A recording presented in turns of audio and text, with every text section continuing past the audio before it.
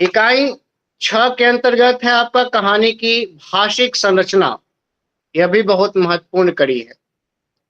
भाषिक संरचना सबकी अलग अलग होती है। जैसे इकाई 5 के अंतर्गत वस्तु और शिल्प की बात हमने कही। इकाई जो 7 है उसमें कहानी का वर्गीकरण और औचित्य और सीमाएं हैं। कथा वस्तु जो होती है उसका कोई प्रभाव होता है, भाग होता है, और उसकी सीमाएं कहाँ तक होनी चाहिए उसके बारे में दिया गया है आपका इकाई 7 में। इकाई 8 जो है उसमें आलोचना की परंपरा, यानी कहानी में आलोचना भी बहुत जरूरी है। तो कहानी की आलोचना की परंपरा। और खंड 3 के अंतर्गत विश्व साहित्य में कहानी, संसार के सभी प्रभावों में या साहित्य में किस तरह की कहानी है उसके बारे में हम बातचीत करेंगे।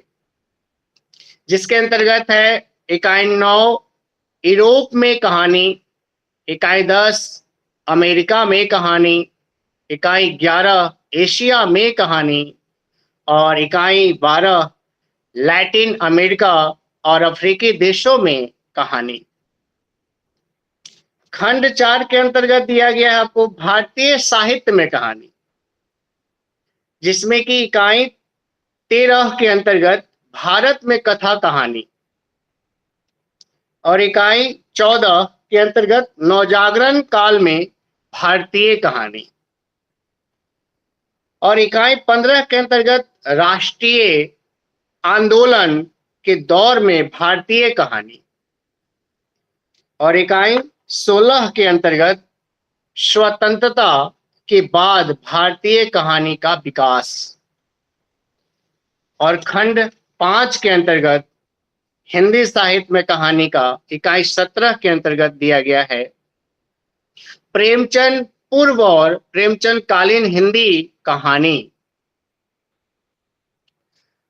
और इकाई 19 के अंतर्गत नई कहानी और शाठोत्री कहानी का जिक्र किया गया है, और इकाई 20 समकालीन हिंदी कहानी। चलिए, तो ये तो रहा आपका MHD 9 का रूपरेखा, किस तरह से दिया गया है, जो आपके समक्ष हमने बात को रखी। तदुपरांत हम बात करेंगे खंड 1 के अंतर्गत कहानी के सिद्धांत और स्वरूप की बात हम रखेंगे, और चर्चा भी करेंगे, आप लोग से बातचीत भी करेंगे, जिसके अंतर्गत हम देखते हैं कि कथा और आख्यान के जो विभिन्न रूप है क्या है। कथा अमूमन हम विषय से रिलेटेड अब थोड़ा सा धरातल में जाते हैं, देखते हैं कि कथा जो हम लोग बचपन में ही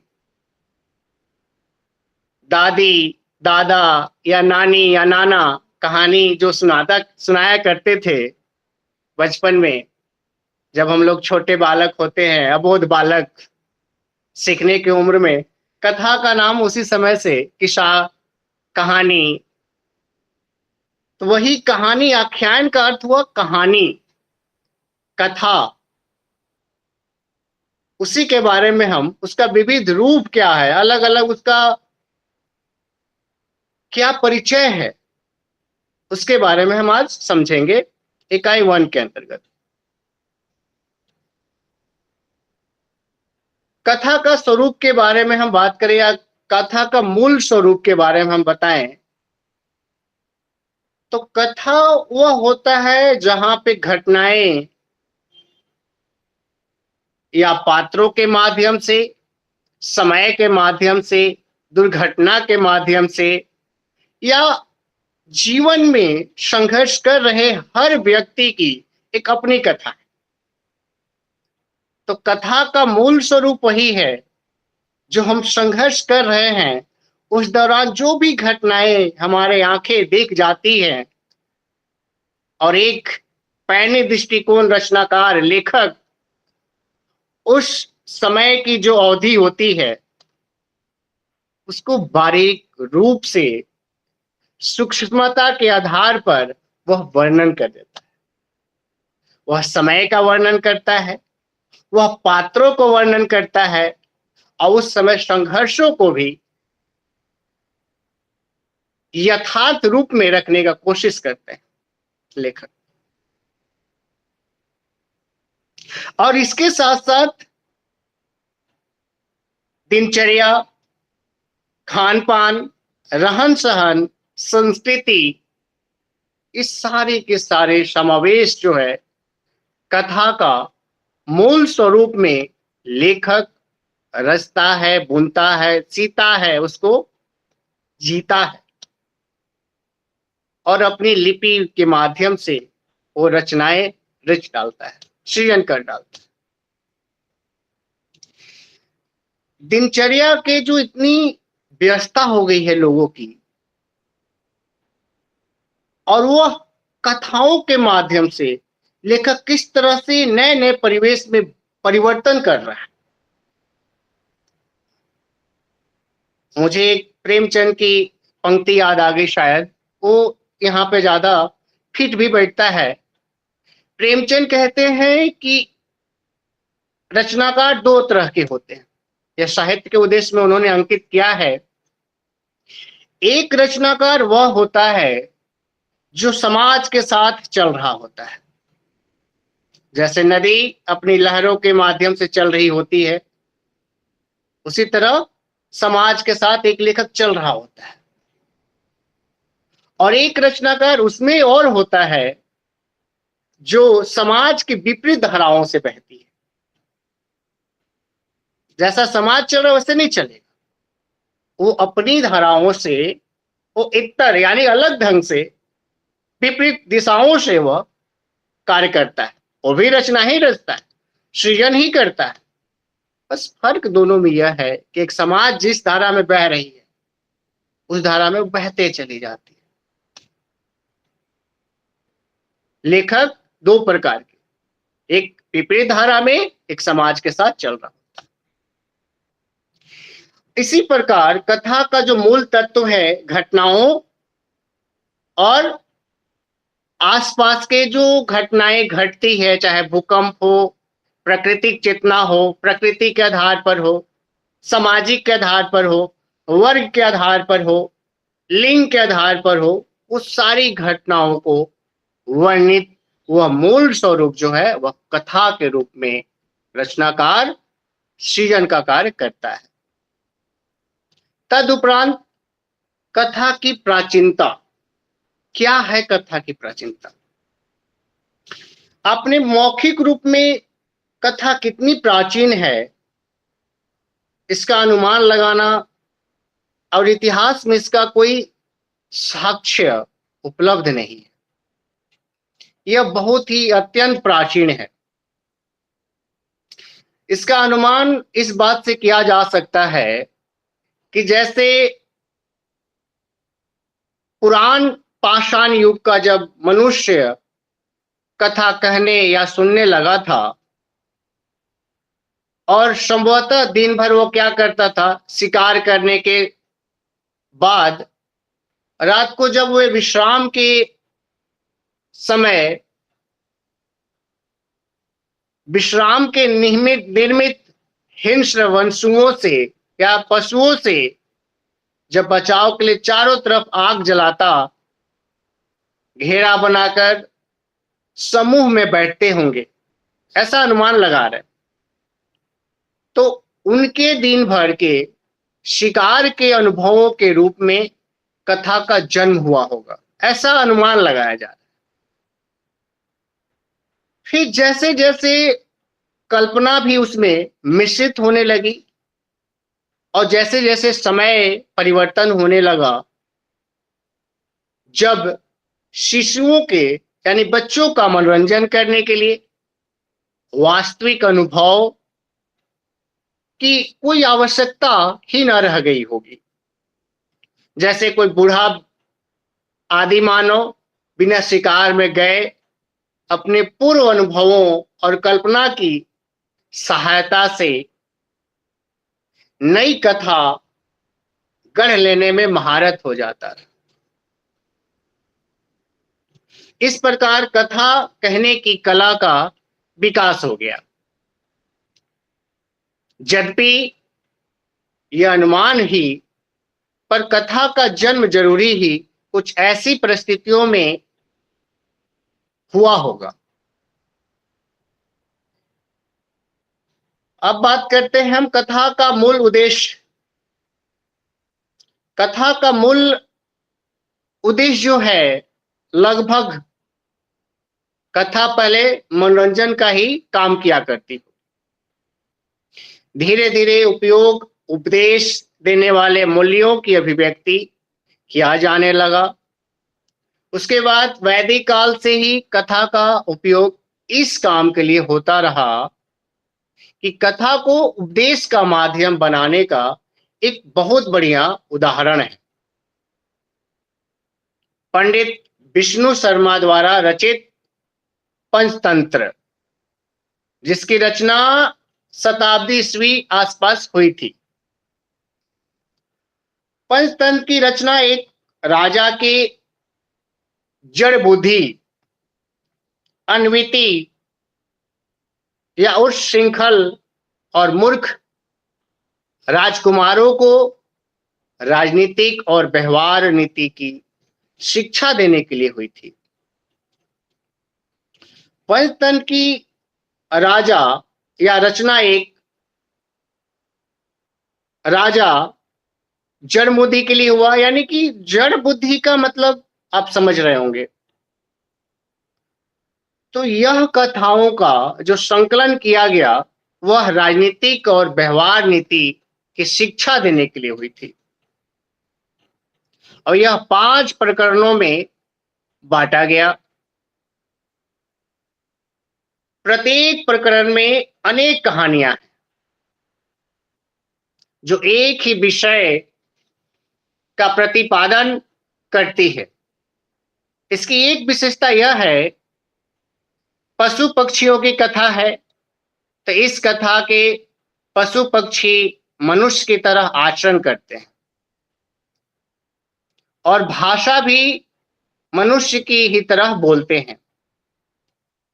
अब यहाँ पे कंफ्यूज होने की आवश्यकता नहीं है, द्वंद्व होने की आवश्यकता नहीं है, क्योंकि मनुष्य जो भावनाओं को, अपनी बातों को एक दूसरे के विचारों को व्यक्त करता है, उसे हम भाषा कह देते हैं। उन लोग को भी अपनी, चाहे वह पशु हो, जीव हो, जंतु हो, उन लोग की भी अपनी एक भाषा है। इसलिए यहाँ पे कहा गया कि जिस तरह मनुष्य या भाषा भी मनुष्य बोलते हैं और पशु पक्षी भी भाषा का प्रयोग करते हैं, बस अन्य उनकी माध्यम अलग है, उनका हाव भाव अलग है, उनका प्रतीक अलग है, उनका इशारा अलग है, इत्यादि इत्यादि। बाल मन में कोई असंगति नहीं देखता, क्योंकि यह कथा में यह नहीं पूछता कि यह कैसे हुआ, बल्कि यह पूछता है कि फिर क्या हुआ। अब विश्वास बाल मन में नहीं होती, कारण कि आप जो बच्चों को आप कह दें वो बच्चे 100% सही मान के आगे बढ़ जाते हैं, और उनमें जिज्ञासाएं बार बार यह मन में उनमें कचोटता है कि फिर क्या हुआ, आगे क्या हुआ, आगे जानने की लालसा उनमें हमेशा विद्यमान रहती है। शुद्ध कथा श्रोता की भी यही विशेषता होती है कि कार्य कारण संबंध की दृष्टि से पंचतंत्र की कथाओं में असंगतियां भरी हुई हैं। कौतूहल का तत्व ही कथा को आगे बढ़ाता है। जब तक आपके मन में जिज्ञासा नहीं होगी, आपके मन में जब तक उद्बोधन नहीं उत्पन्न होगी, तब तक कहानी या कथा या अन्य विधाओं या विधाएं को आपकी जिज्ञासाएं नहीं बनेगी, जब तक आपके मन में जिज्ञासाएं नहीं होंगी। पर उसकी प्रत्येक कथा किसी न किसी प्रयोजन से निर्मित होती है। कोई भी कथा हो, बिना उद्देश्य बिना प्रयोजन का वह कथा कथा नहीं। उसमें कथा गौण है, प्रयोजन ही प्रधान है। अब मुख्य रूप से बात यहाँ पे एक बहुत एक लाइन में कह गया है लेखक कि कथा वहां पे गौण है और प्रयोजन ही प्रधान है। वो जो उससे उससे पूर्व हमने आपको बताया कि कथा की सागो घटना समय प्रकृति इस सब सारे से सो जितने सारे हैं उसको आधार बनाकर रचनाएं लिखे जाते हैं या कथा वस्तु बनाया जाता है। पात्र गढ़े जाते हैं, बुने जाते हैं, समय का ध्यान दिया जाता है, वातावरण का ध्यान दिया जाता है। वहीं पे देखिए कि कथा गौण हो जाती है। कथा का मतलब जो आप कहानी उसमें कह रहे हैं, रचनाकार लिख रहे हैं, जैसे प्रेमचंद हो गए या अगे हो गए या अन्य रचनाकार हो गए, वह कथा के माध्यम से पात्रों के माध्यम से बता तो रहे कथा, लेकिन कथा के पीछे एक उद्देश्य है उनका उनका उद्देश्य छुपा हुआ। जैसे ईदगाह कहानी आप लोगों ने पढ़ी होगी या पढ़ा होगा, इसमें आप देखेंगे सिर्फ छोटा सा कहानी के माध्यम से, लंबी कहानी है 3-4 पेजों की, उसमें कहानी के माध्यम से सिर्फ वह कथाएं गौण है, लेकिन मुख्य जो लेखक कहना चाह रहे हैं, प्रेमचंद जी कहना चाह रहे हैं, उसका उद्देश्य जो है वह ज्यादा प्रधान है। इसीलिए यहाँ पे एक लाइन में कहा गया कि कथा गौण है और प्रयोजन ही प्रधान है। वह मेन विषय क्या है वहां पे कहने का, प्रेमचंद का उद्देश्य क्या है, बच्चा के माध्यम से क्यों वहां ला रहे हैं, ये उनका प्रयोजन है कि उस मनोवैज्ञानिक दृष्टिकोण से लेखक क्या कहना चाह रहा है। क्या यह बच्चा को दिखाने का प्रयत्न किया या 80 साल का अमीना जो बुजुर्ग महिला है उस महिला का जिक्र किया गया है, कथा में यह दिखाया गया है? नहीं, वहां पे कथा गौण हो जाती है, धूमिल हो जाती है। वहां पे आपकी जो प्रयोजन है उस कहानी का, उसका दिखाने का उद्देश्य है, वो पात्रों के माध्यम से। इसलिए यहाँ पे कहा गया कि कथा गौण है, प्रयोजन ही प्रधान है। बहरहाल इसके उपरांत देखते हैं कि कथा के विकास का एक चरण है जो वर्ण सृजनात्मकता के समानांतर अग्रसर रहा है। एक उल्लेखनीय तथ्य यह भी है कि पंचतंत्र में भाषिक संरचनात्मक पैदा करने की कोशिश नहीं दिखलाई पड़ती है। कारण कि यह है कि यह केवल बच्चों के लिए निर्मित है, जिसकी भाषिक संरचना या संरचनात्मक में कोई रुचि नहीं होती। पंचतंत्र से पहले संकलित जातक कथाओं में कथा सुनाने वाले स्वयं भगवान बुद्ध और श्रोता भिक्षुक गण हैं। ये सारी कथाएं अलग अलग हैं। अब देखिए दोनों कथाएं अलग अलग हैं। पंचतंत्र की कथाओं के मुख्य कथक विष्णु शर्मा और श्रोता राजकुमार हैं। घटनाएं इतनी रोचक है कि राजकुमार आगे की कथा सुनने के लिए अपने कौतूहल को रोक नहीं पाते हैं।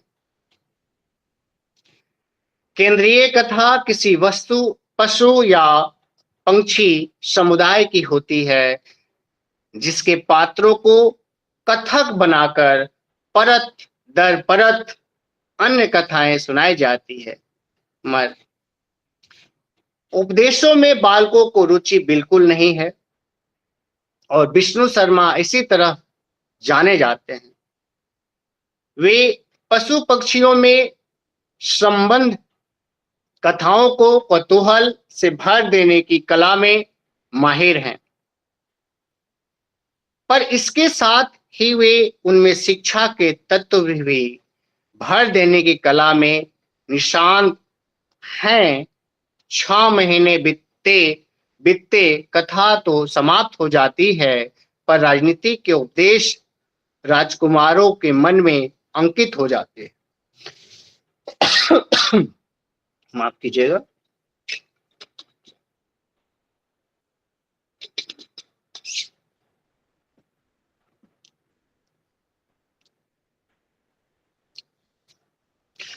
पर इसके साथ ही वे उसमें शिक्षा के तत्व भर देने की कला और निशांत है। 6 महीने बीतते बीतते कथा को समाप्त हो जाती है, पर राजनीति के उपदेश राजकुमारों के मन में अंकित हो जाती है या जाते हैं।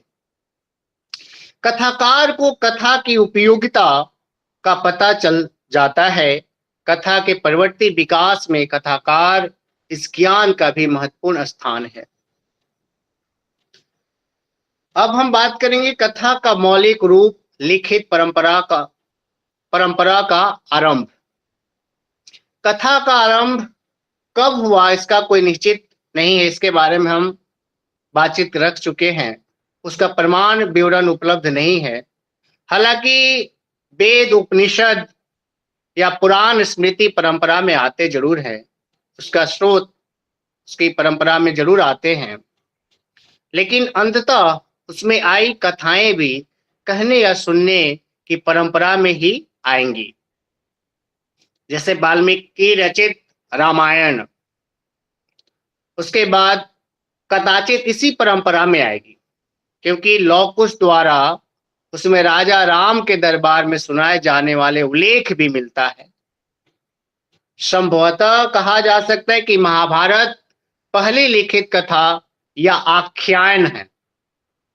इसकी आख्यान का इसका अर्थ आप भली भांति समझ चुके होंगे शायद। जैसे यहाँ पे दिया गया है कि महाभारत का रचना काल लगभग ईसा पूर्व सन 800 से 100 माना जाता है। माफ कीजिएगा। इसका पहला पाठ जय ईसा पूर्व 800 में, दूसरा पाठ भारत ईसा पूर्व 500 में और तीसरा पाठ महाभारत ईसा पूर्व 200 से 100 में रचा गया था।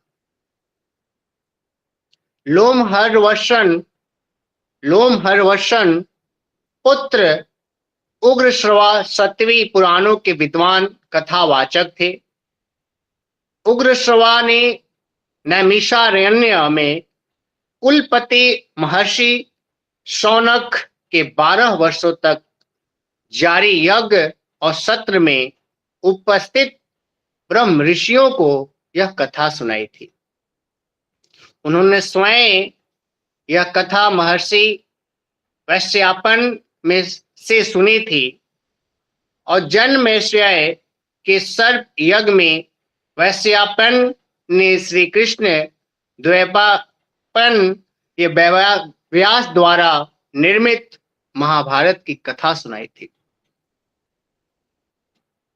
उग्रश्रवा जी के अनुसार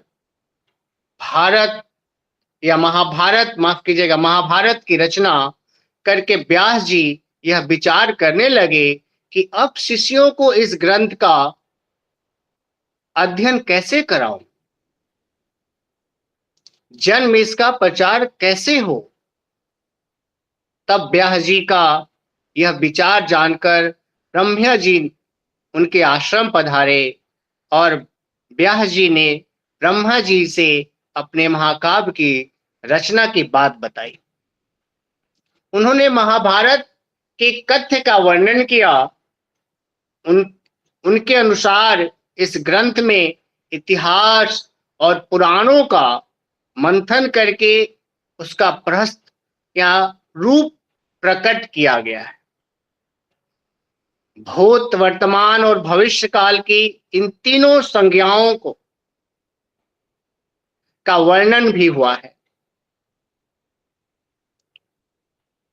इतिहास पुराण नामुष्य निर्मित चश्चातः ब्रह्मा जी ने व्यास जी को अपना काव्य लिखवाने के लिए गणेश जी को स्मरण करने को कहा और व्यास जी के स्मरण करते ही गणेश जी वहां पहुंच गए और व्यास जी ने उनसे अपने ग्रंथ का, जिसका रचना उन्होंने मन ही मन में कर ली, लेखक बन जाने का आग्रह किया और गणेश जी ने उनका अनुरोध भी स्वीकार किया, पर एक शर्त भी लगा दी।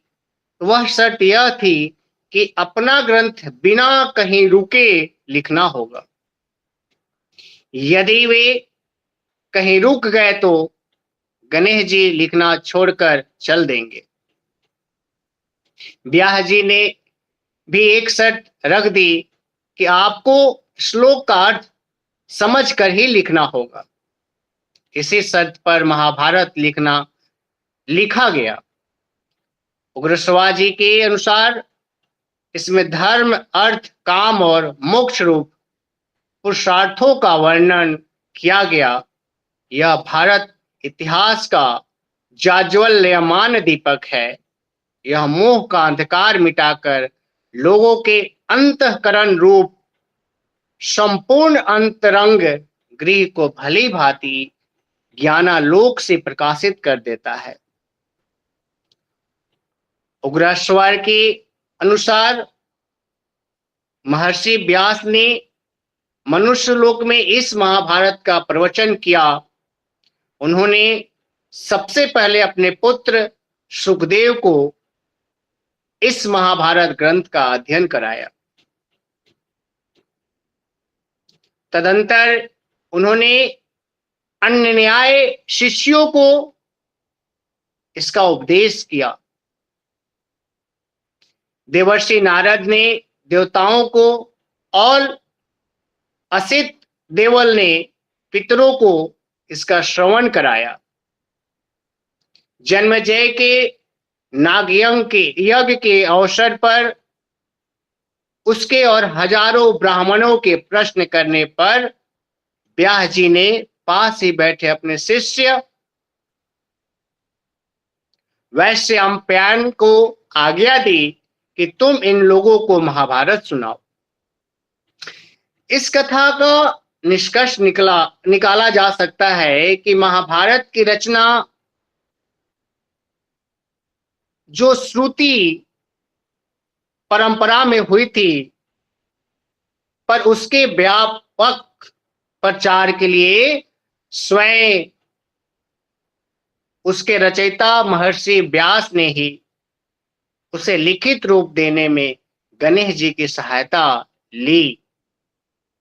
उसके बाद वह वाचम परंपरा की वस्तु बन गई, जिसमें लिखित कथा श्रोताओं को सुनाई जाती है।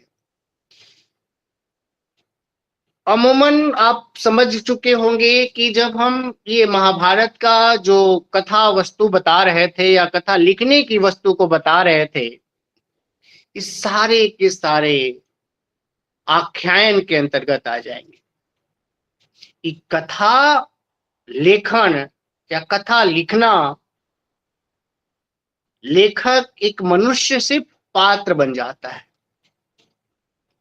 मनुष्य सिर्फ एक अंश है,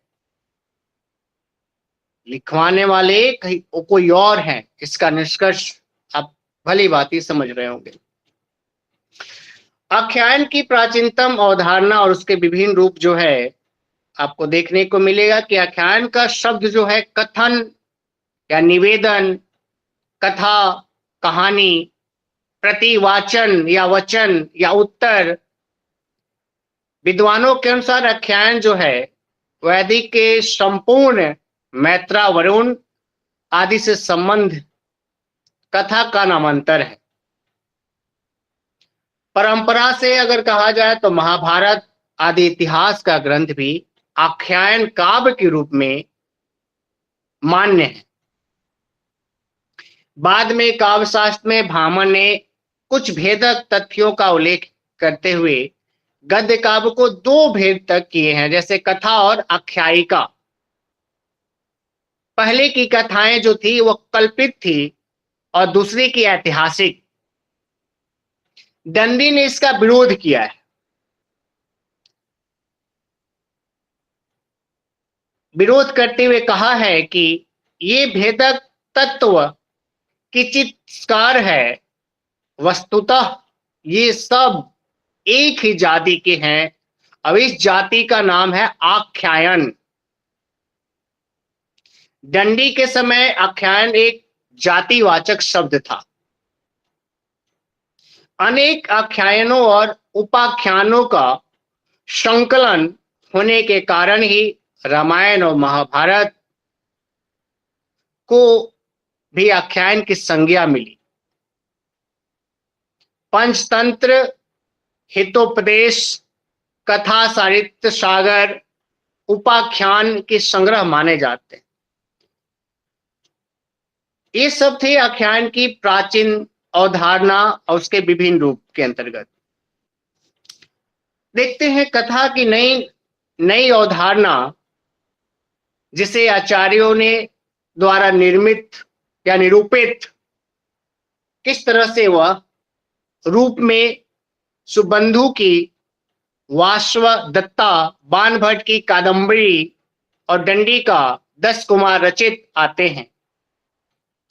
बाणभट्ट रहित हर्षचरित को आख्यायिका कहा गया है।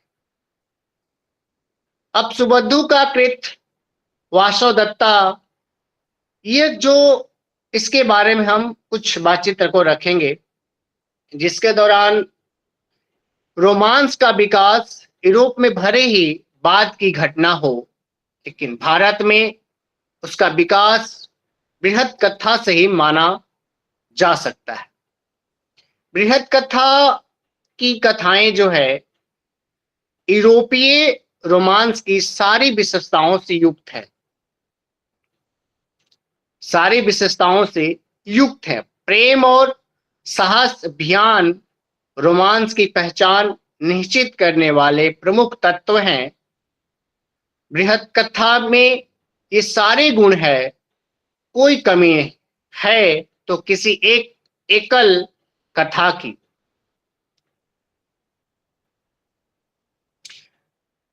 यही कमी है सन 500 या उसके कुछ पूर्व विद्यमान सुबंधु की वासवदत्ता द्वारा पूरी होती है। पर वासवदत्ता की कथा आकार में भले ही बहुत ज्यादा पर्याप्त लंबी है, पर एक पुस्तक को निर्मित करने वाली हो खुद में वह बहुत क्षीण है। बृहद कथा की कोई भी कहानी या कथा की दृष्टि से उससे कहीं ज्यादा ठोस है। वस्तुतः सुबंधु का सारा जोर कथा के पात्रों, उनके परिवेश, काल, कायस्करों और रुचि के अनुरूप काव्य गुणों से संपन्न सविस्तार से वर्णन पर है।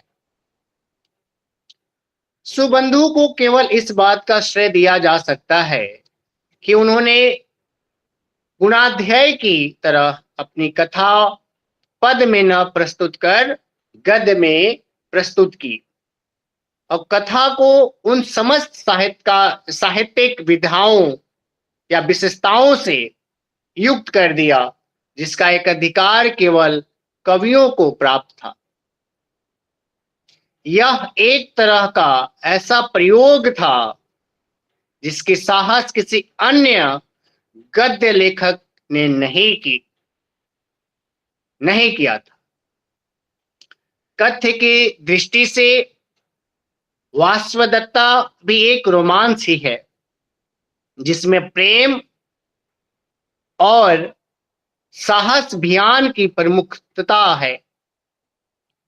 अपने समय का यथार्थ और विश्वास भी इसमें व्यक्त हुए हैं, पर वह सलेश और नाना प्रकार के अलंकारों के वांग जाल से इस प्रकार का आंछित या आच्छादित है कि उसकी तरफ प्रायः पाठक का ध्यान नहीं जाता।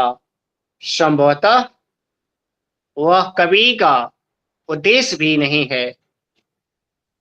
संरचना की दृष्टि से वासवदत्ता में कोई ऐसा नयापन नहीं है जो उल्लेखनीय हो।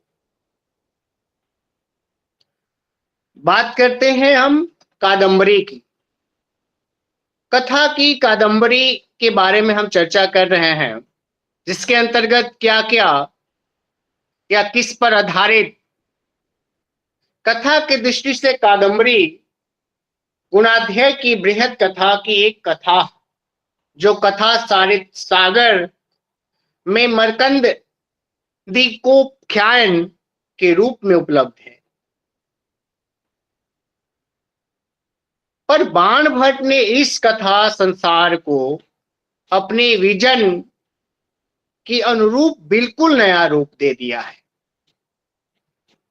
इसका कथा विन्यास अद्भुत रूप से नया और आश्चर्यचकित करने वाला है। यद्यपि कथा के भीतर कथा के विन्यास कथा गुणान्य की बृहद कथा और विष्णु शर्मा के पंचतंत्र में ही विकसित हो चुकी है, पर बाण भट्ट ने पहली बार परस्पर गुत्थी कथाओं को कथा की एकल इकाई में परिणत करने में सफलता प्राप्त की थी।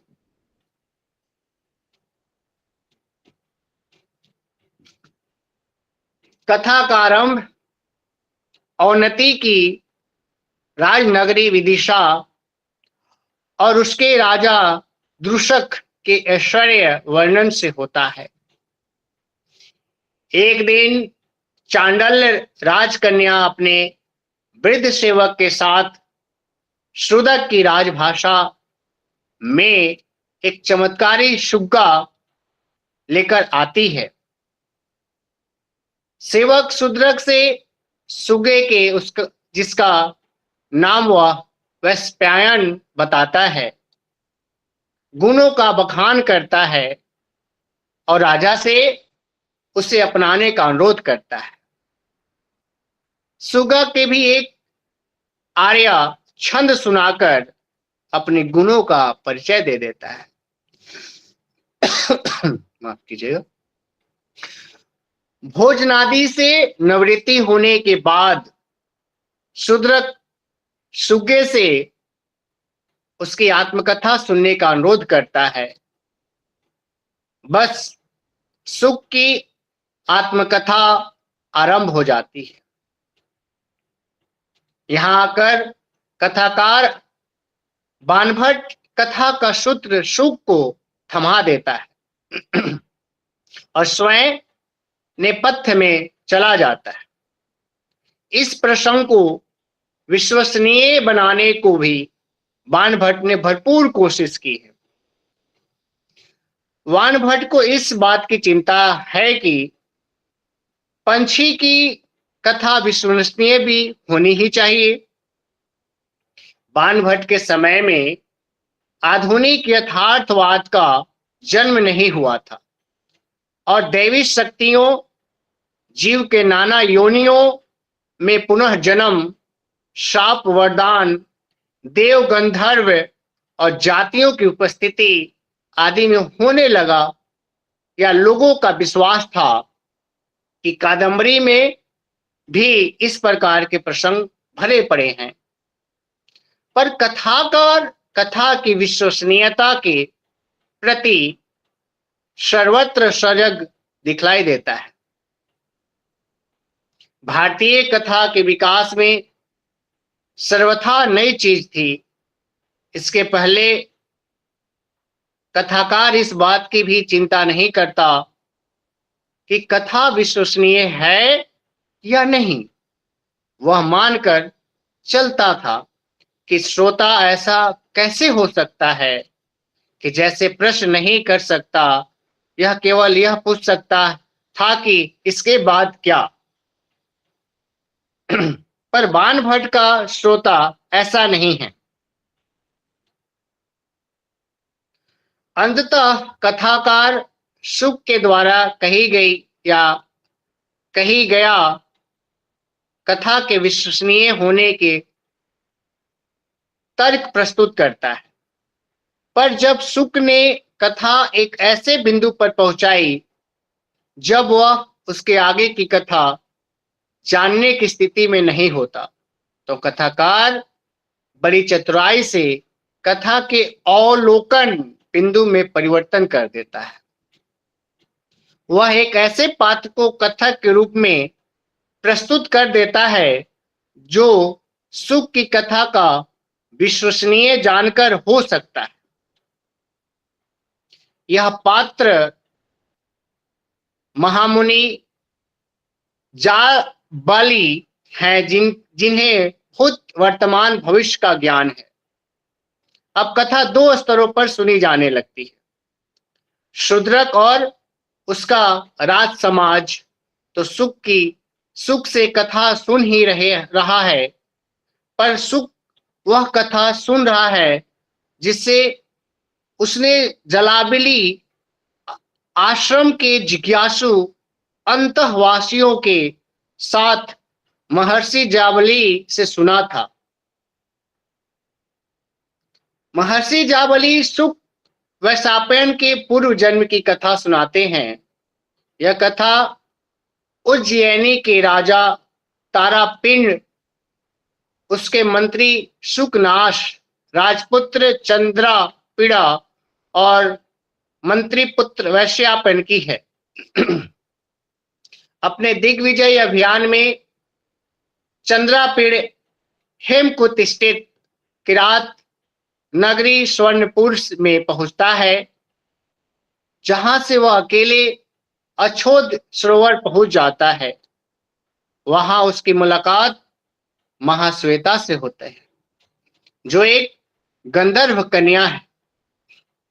यहां पहुंचकर कथा महाश्वेता की आत्मकथा का रूप ले लेती है, जिसका एकल श्रोता चंद्रापीड़ है।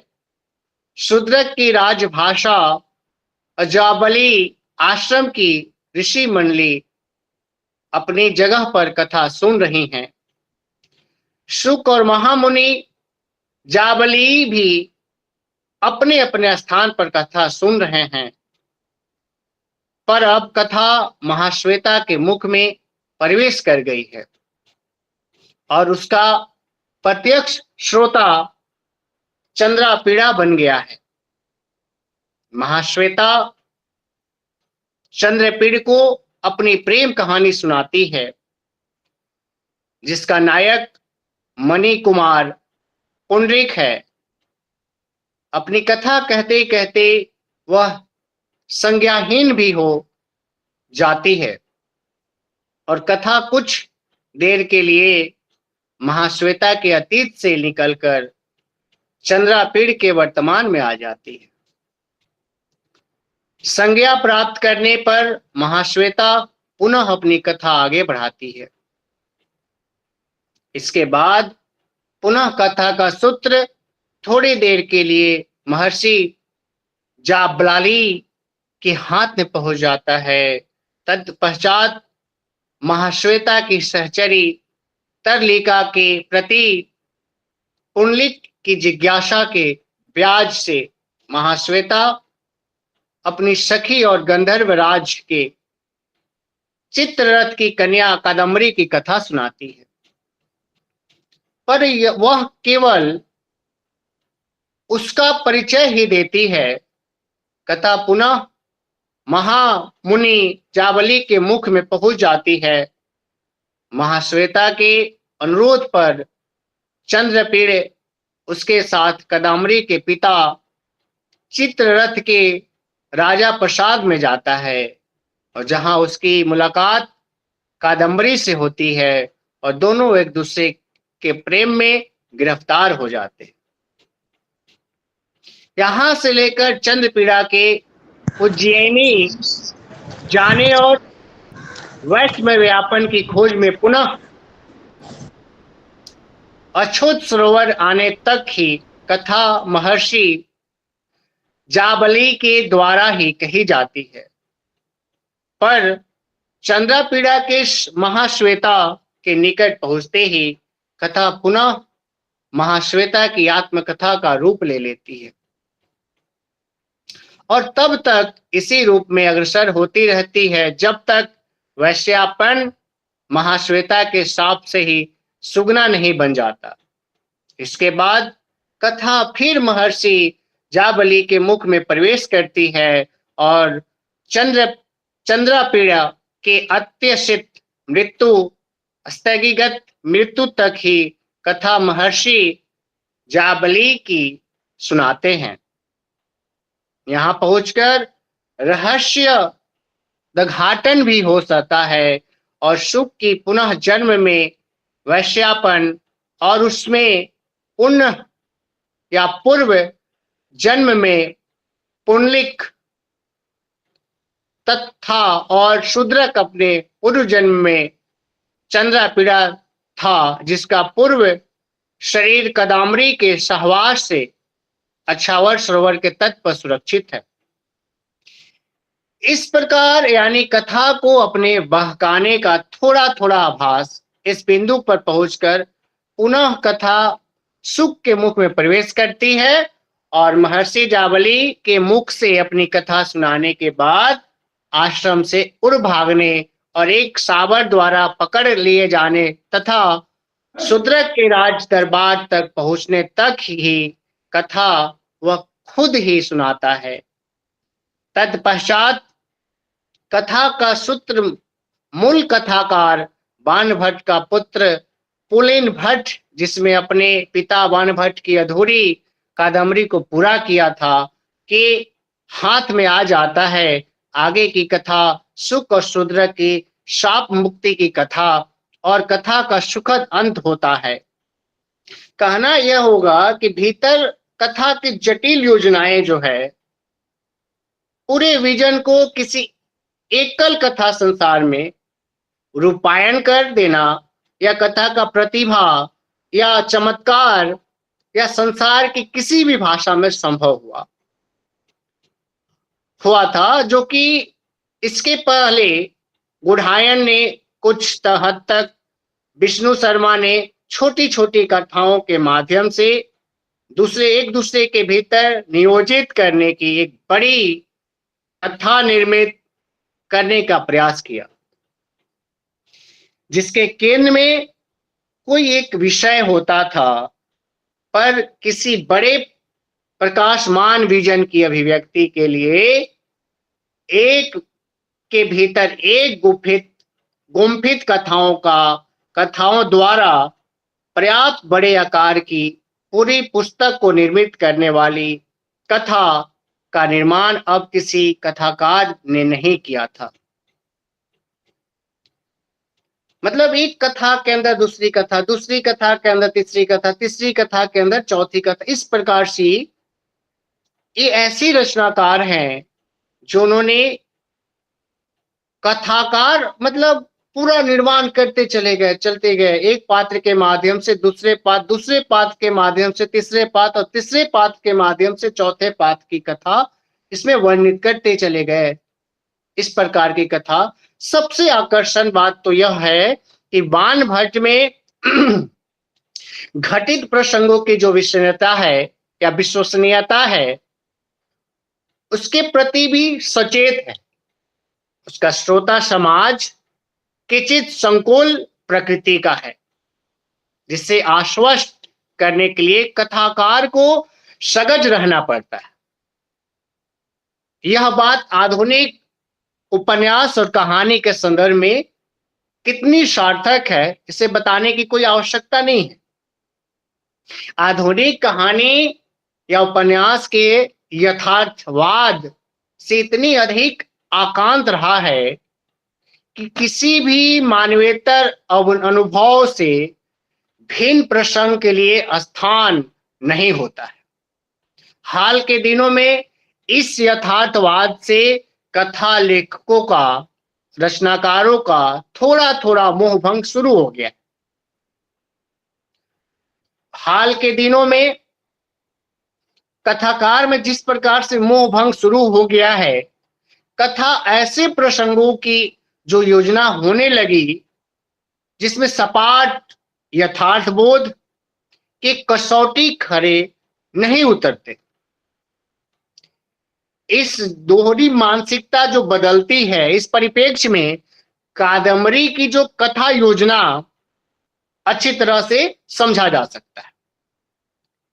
इसी तरह आगे बढ़ते हैं तो हर्ष रचित है। इस प्रकार आपको जिस तरह से आपको मैंने कथा के माध्यम से बातों को रखा, उसके उपरांत आगे बढ़ते थोड़ा जो आपका ये 10 कुमार रचित है, इसको अध्ययन कर लीजिएगा, क्योंकि उसमें भी वही जकड़ बंदी जो है, संघटनात्मक जो है, वह वाक्य विन्यास जो है, कथा विन्यास जो है, उसी का ताना बना बुना गया। जैसे कहानी कमलेश्वर की कहानी देख सकते हैं आप, राजा निर्वसिया, अ कहानी के अंतर्गत आप देखेंगे इस प्रकार। उसके बाद एक और है रुद्र कोशिकेय जी का उपन्यास बहती गंगा, उसका एक उदाहरण भी है।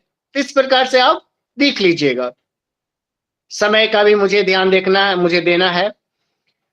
उसके उपरांत हम बात करें कथा रचना की भारतीय परंपरा जो अवसाद है या अवसान है, किस प्रकार से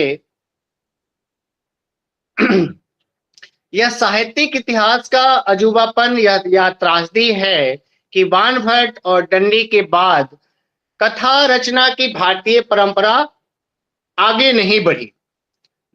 10वीं सदी में धनपाल ने तिलक मंजरी के रूप में कादम्बरी की परंपरा को जीवित करने का प्रयत्न तो किया, पर संरचना की दृष्टि से कादम्बरी का विकास नहीं कहा जा सकता। इसका सबसे बड़ा कारण कदाचित यह था कि इस समय आते आते तक संस्कृत केवल राजदरबारों और पंडितों की भाषा रह गई, और 10वीं शताब्दी के बाद धीरे धीरे संस्कृत को राजाश्रय प्रदान करने वाले हिंदू राज समाप्त हो गए, यानी कि वहां तक ही समाप्त हो गए। इस कारण संस्कृत काव्य की परंपरा बहुत कमजोर हो गई और संस्कृत के बाद फारसी केंद्रीय सत्ता में आ गई। अब काव्य रचना का जो माध्यम बने, देश की आम जनता का जो लगाव न तो संस्कृत से था न फारसी थे। इन्हीं परिस्थितियों में उत्तरी भारत की जन बोलियां साहित्य की भाषा बनी। उन्हें सूफियों और संतों भक्तों का आश्रय मिला और काव्य रचना का अद्भुत विकास हुआ। इसके उपरांत विकास के मूल में उत्तर भारत की जनता का जो लोकाश्रय है,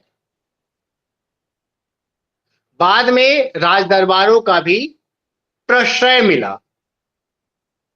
गद्य के विकास राजाश्रय की अपेक्षा होती है। उससे ये जन भाषाएं लगभग 750 वर्ष तक वंचित रही। 18वीं शताब्दी में ब्रज भाषा और खड़ी बोली में संस्कृत, योग वशिष्ठ, वेताल पचिशती और सिंहासन नंद्रात्रिशिका आदि संस्कृत गद्य कथा पुस्तकों के रूपांतरण हुए और उसका लोक में प्रचार भी बहुत हुआ। पर एक उसमें खासियत यह थी कि उसमें मौलिक कथाएं, गद्य कथा ब्रज भाषा या हिंदी की दूसरी घटक भाषा में नहीं लिखी गई थी। जैसे आप देख सकते हैं 10 अवतार भाषा जो कि 1744 ईस्वी के आसपास, पद्म पुराण भाषा अनुवाद 1761, किस्सा चहार दरवेश का अनुवाद जिसमें कि नौतजे मुरशा 1798 इत्यादि इस काल के लोकप्रिय हुई थी। लगभग 19वीं शताब्दी में खड़ी बोली हिंदी में केवल 2 मौलिक गद्य कथाएं पुस्तकें जो कि मुल्ला वजहीकृत सबरस जो कि 1636 और सैयद ईशा अल्लाह खां कृत रानी केतकी की कहानी जो कि 1800 में, जो कि आप फोर्ट विलियम कॉलेज की स्थापना जो आप कलकत्ता में देखते हैं या आप पढ़ते हैं अपने साहित्यों में, इतिहासों में, जो कि उपलब्ध है। 19वीं शताब्दी के उत्तरार्ध ऐतिहासिक कारणों से खड़ी बोली के आधार पर विकसित हिंदी गद्य का विकास हुआ। उसके साथ साथ गद्य कथा नए अंदाज में प्रकट हुई। इसी ने उपन्यास का भी रूप ग्रहण किया। भारतीय कथा परंपरा से इसका संबंध नहीं जुड़ा। इसे एक साहित्यिक त्रासदी ही समझना चाहिए। मुख्य रूप से हम यह देख सकते हैं कि कथा 3 तत्वों की प्रधानता है: घटना समूह, समयानुकूलम यानी कि समय के अनुसार स्वयंक्रम, और मन में कौतूहल। ये तीनों जो तत्व हैं, तीनों को आधार बनाकर इसमें कथा का समावेश किया गया। काल बहुत महत्वपूर्ण है। काल, जिस समय आपने कथा लिख रहे हैं रचनाकार, क्या कथा, किस प्रकार की कथा, क्या समय था, ये सब घटनाएं जो है वह घटित हो रही है तो किस प्रकार से अंकित करना है। तो यह 3 रूप की प्रधानता, तत्वों की प्रधानता कथा में दर्शाई जाती है। सारांश में आप यही मिलेगा आपको। उसके उपरांत हम बात करेंगे इकाई दूसरा, जिसके अंतर्गत आप देखेंगे कहानी का अर्थ, व्युत्पत्ति और कथा से संबंध, आधुनिक विधा के रूप में कहानी, जिसमें आधुनिक विधा के रूप में कहानी का पद का प्रयोग। उसके बाद अंग्रेजी के शॉर्ट स्टोरी पद और अवधारणा से कहानी का संबंध, कहानी का आकार, कहानी की पहचान का प्रमुख आधार, कहानी और उपन्यास, कहानी का उद्देश्य इत्यादि आप देखेंगे। उसके बाद छोटी कहानी की अवधारणा, उसके बाद परिभाषा, रूप निर्धारण, जिसको स्केच या उपाख्यान की भूमिका कह सकते हैं आप। इस प्रकार हम इस यूनिट 2 के अंतर्गत देखेंगे।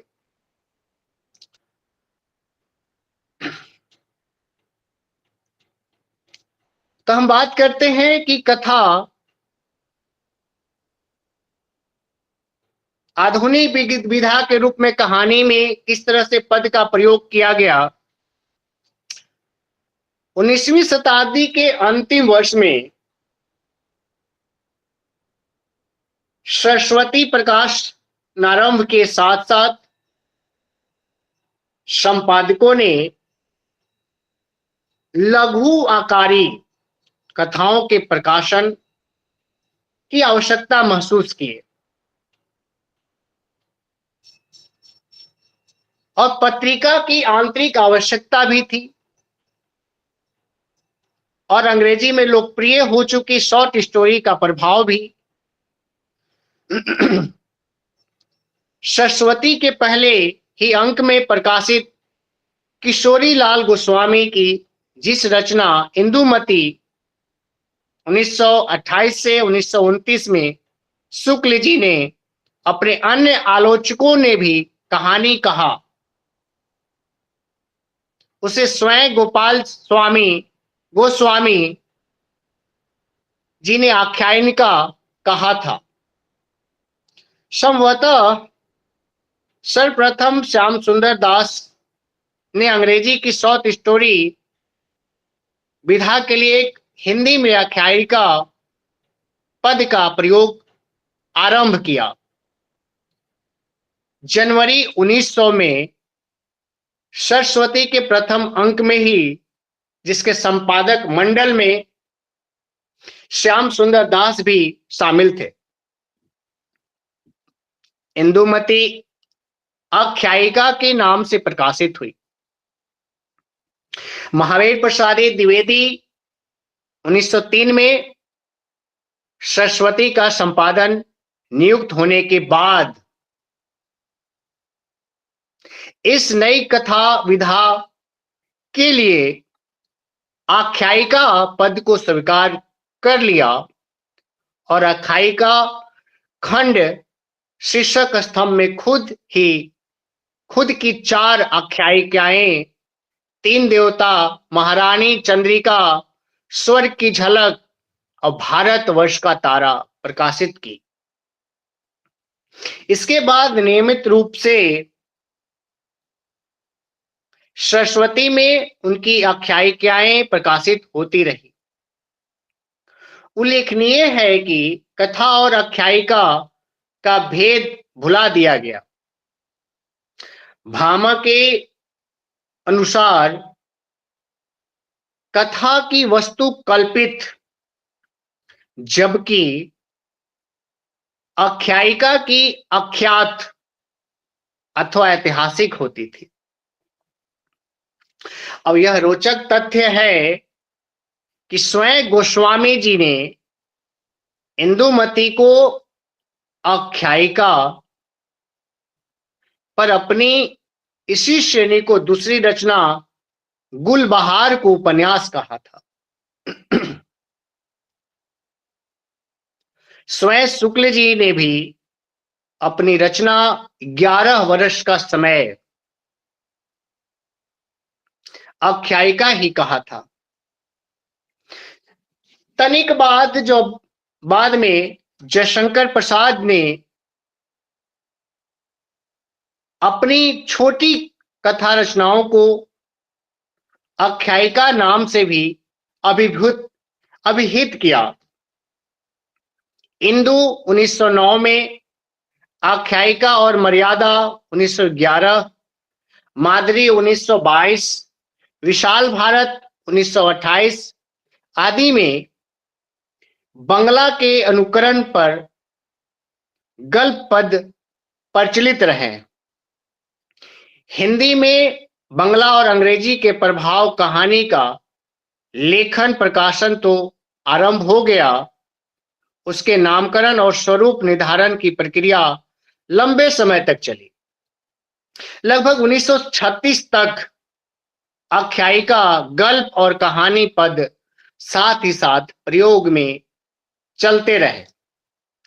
प्रेमचंद ने 1908 में प्रकाशित अपनी कहानी संग्रह सोजे वतन की भूमिका में पहली बार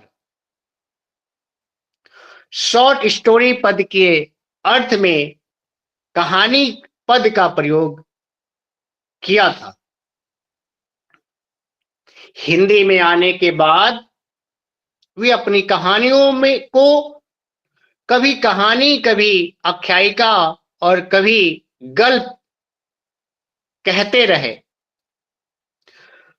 1936 में प्रेमचंद उच्च कोटि के कहानीकार के रूप में प्रतिष्ठित हो चुके थे। कहानी की उनकी अवधारणा भी एक मुकाम पर पहुंच चुकी थी, पर कहानी के लिए आख्यायिका और गल्प का प्रयोग करते रहे और मानसरोवर के प्रथम भाग के प्राकथन में स्पष्ट है कि वे अब तक शॉर्ट स्टोरी के लिए किसी निश्चित हिंदी पद का चयन नहीं कर सके थे। जहां तक शॉर्ट स्टोरी या छोटी कहानी की अवधारणा का सवाल है, इसका स्पष्ट बोध उन्हें हो चुका था, जिसका प्रमाण उनका यह प्राकथन ही नहीं, उनकी 1930 के बाद की कहानियां भी है। उधर रामचंद्र शुक्ल ने भी अपने हिंदी साहित्य का इतिहास में शॉर्ट स्टोरी के लिए छोटी कहानी पद के प्रयोग पर जोड़ दिया। शुक्ल जी की स्वीकृति की मोहर लगने के बाद चौथे दशक में शॉर्ट स्टोरी के लिए छोटी कहानी, संक्षिप्त में कहानी पद आलोचकों और कहानीकारों दोनों के बीच मान्य हो गया।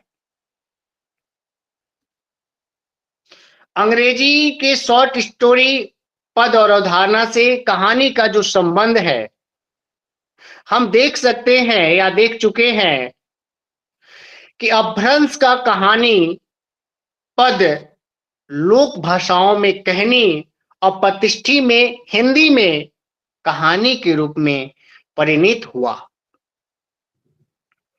19वीं सदी के 7वें दशक के अंत में 1870 कहानी पद ने बड़े चुपचाप या गुपचुप तरीके से उपन्यास का रूप ले लिया। यद्यपि 1862 में बंगला में उपन्यास पद का प्रथम प्रयोग भूदेव मुखोपाध्याय के ऐतिहासिक उपन्यास के रूप में हो चुका था। बंकिम चंद्र चटर्जी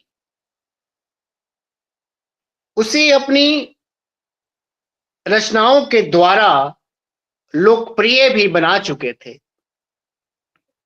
पर हिंदी के कथाकारों के बीच यह पद सुपरिचित नहीं हुआ था। यही कारण है कि पंडित गौरी दत्त ने अपनी कथा रचना प्रस्तुत की तो उसके शीर्षक कहानी ही देवरानी जेठानी की कहानी रखा, जो अपनी प्रकृति में उपन्यास का आरंभिक रूप था। इसके बाद 8वें दशक में उपन्यास पद हिंदी में आया और 9वें दशक या अंतिम दशक में भारतेंदु हरिश्चंद्र तथा उनके सहयोगी लेखकों ने, विशेष रूप से बालकृष्ण भट्ट, देवकी नंदन खत्री, किशोरीलाल गोस्वामी, हर पढ़े लिखे व्यक्ति के बीच इसका प्रवेश करवा दिया। 19वीं सदी के लगभग अंत तक कहानी का पद का प्रयोग उसके परंपरागत अर्थ में ही होता रहा। शॉर्ट स्टोरी को मान्यता सरस्वती में 1900 में प्रकाशित किशोरीलाल गोस्वामी की रचना इंदुमती से ही मिल चुकी थी। अंग्रेजी के शॉर्ट स्टोरी पद के अर्थ में इसका प्रयोग पहली बार प्रेमचंद ने 1908 में किया। जिस समय रामचंद्र शुक्ल ने हिंदी साहित्य का इतिहास के प्रथम संस्करण 1929 नगरी प्रचारणी सभा से प्रकाशित में छोटी कहानी और उसके पर्याय के रूप में कहानी और आधुनिक कहानी के पदों का प्रयोग किया, उस समय तक अमेरिका और यूरोप में छोटी कहानी अपने विकास की कई मंजिल पार कर चुका थी या पार कर चुकी थी। हिंदी में अभी कथा तथा कथित छोटी कहानी में रूपांतरित होने के प्रक्रिया से गुजर रही थी। छोटी कहानी वस्तुतः छोटी कहानी को किसी बने बनाए साँचे में ढली हुई परिभाषा में बांधना संभव नहीं है। यह एक विकासमान विधा है और अभी भी उसका विकास प्रक्रिया लगभग जारी है। कहानी का आकार, छोटी कहानी पद में उसके आकार की दृष्टि से छोटा होने का भाव निहित है। उपन्यास और कहानी के भेदक पहचान का एक आधार उनका आकार भी माना जाता है। उपन्यास का आकार बड़ा और कहानी का आकार छोटा होता है, पर छोटा और बड़ा शब्द सापेक्ष है और उसका कोई निश्चित मानदंड नहीं निर्धारित किया जा सकता कि छोटी कहानी या शॉर्ट स्टोरी की एक क्लासिक परिभाषा है कि एक बैठक में समाप्त हो जानी चाहिए। एडगर एलेन ओ के अनुसार कहानी मात्र इतनी लंबी होनी चाहिए कि वह आधे घंटे से लेकर 2 घंटे में समाप्त की जा सके। पर एक बैठक या आधे घंटे से लेकर 2 घंटे में पढ़ जाना, कहानी का आकार कोई निश्चित मानदंड नहीं हो सकता। कुछ परिभाषाएं अधिकतर शब्द संख्या 7500 निर्धारित करती है, लेकिन सामान्य व्यवहार में शॉर्ट स्टोरी पद वैसी कथा रचनाओं को निर्देशित करता है जिसमें अधिकतम 20,000 न्यूनतम 1,000 शब्द हो। 1,000 से कम शब्द वाली कहानियां को अंग्रेजी में लेस फिक्शन और शॉर्ट स्टोरी या माइक्रो स्टोरी के नाम से भी जाना जाता है। 20,000 शब्दों से अधिक आकार वाली कथाओं को नोवेलेट या नवेला या नावेल कहते हैं।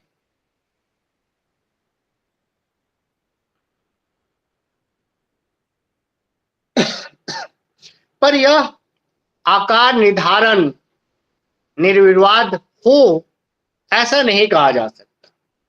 हिंदी में 150 से 10,000 शब्दों तक की कहानियां को कहानी या छोटी कहानी के अर्थ में कहा गया है। इधर हिंदी में लघु कथा और लंबी कहानी पद का भी प्रयोग काफी अराजक रूप में होने लगा। कहानी और लेखकों और संपादकों के अनुसार इसकी आकार सीमा अक्सर बदलती रहती है। इसका अराजकता का समाप्त करने के लिए कम से कम लचीला मानक तो होना चाहिए। इस प्रसंग में लघु कथा शब्द संख्या 150 से 300, कहानी की शब्द संख्या 1000 से 3000 और लंबी कहानी की संख्या 4000 से 15,000 प्रस्तावित की जा सकती है। लघु कथा, कहानी, लंबी कहानी, उपन्यासिका, लघु उपन्यास और उपन्यास के बीच की दूरी इतनी लचीला रखी जा सकती है जिसके बीच ये विधाएं आवश्यक होने पर आवाजाही कर सके। हमारे विचार से लघु कथा और कहानी लंबी कहानी जैसे पदों के जो प्रयोग में अराजकता दूर करने का कामचलाउ नुस्खा हो सकता है।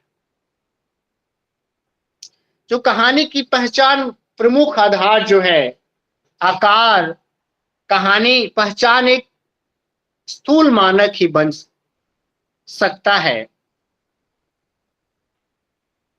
शॉर्ट स्टोरी विधा अपने यूरोपीय भाषाओं में विकसित हुई। उत्तर भारत में पहले बंगला और उसके बाद हिंदी में शॉर्ट स्टोरी नामों से प्रचलन में आई।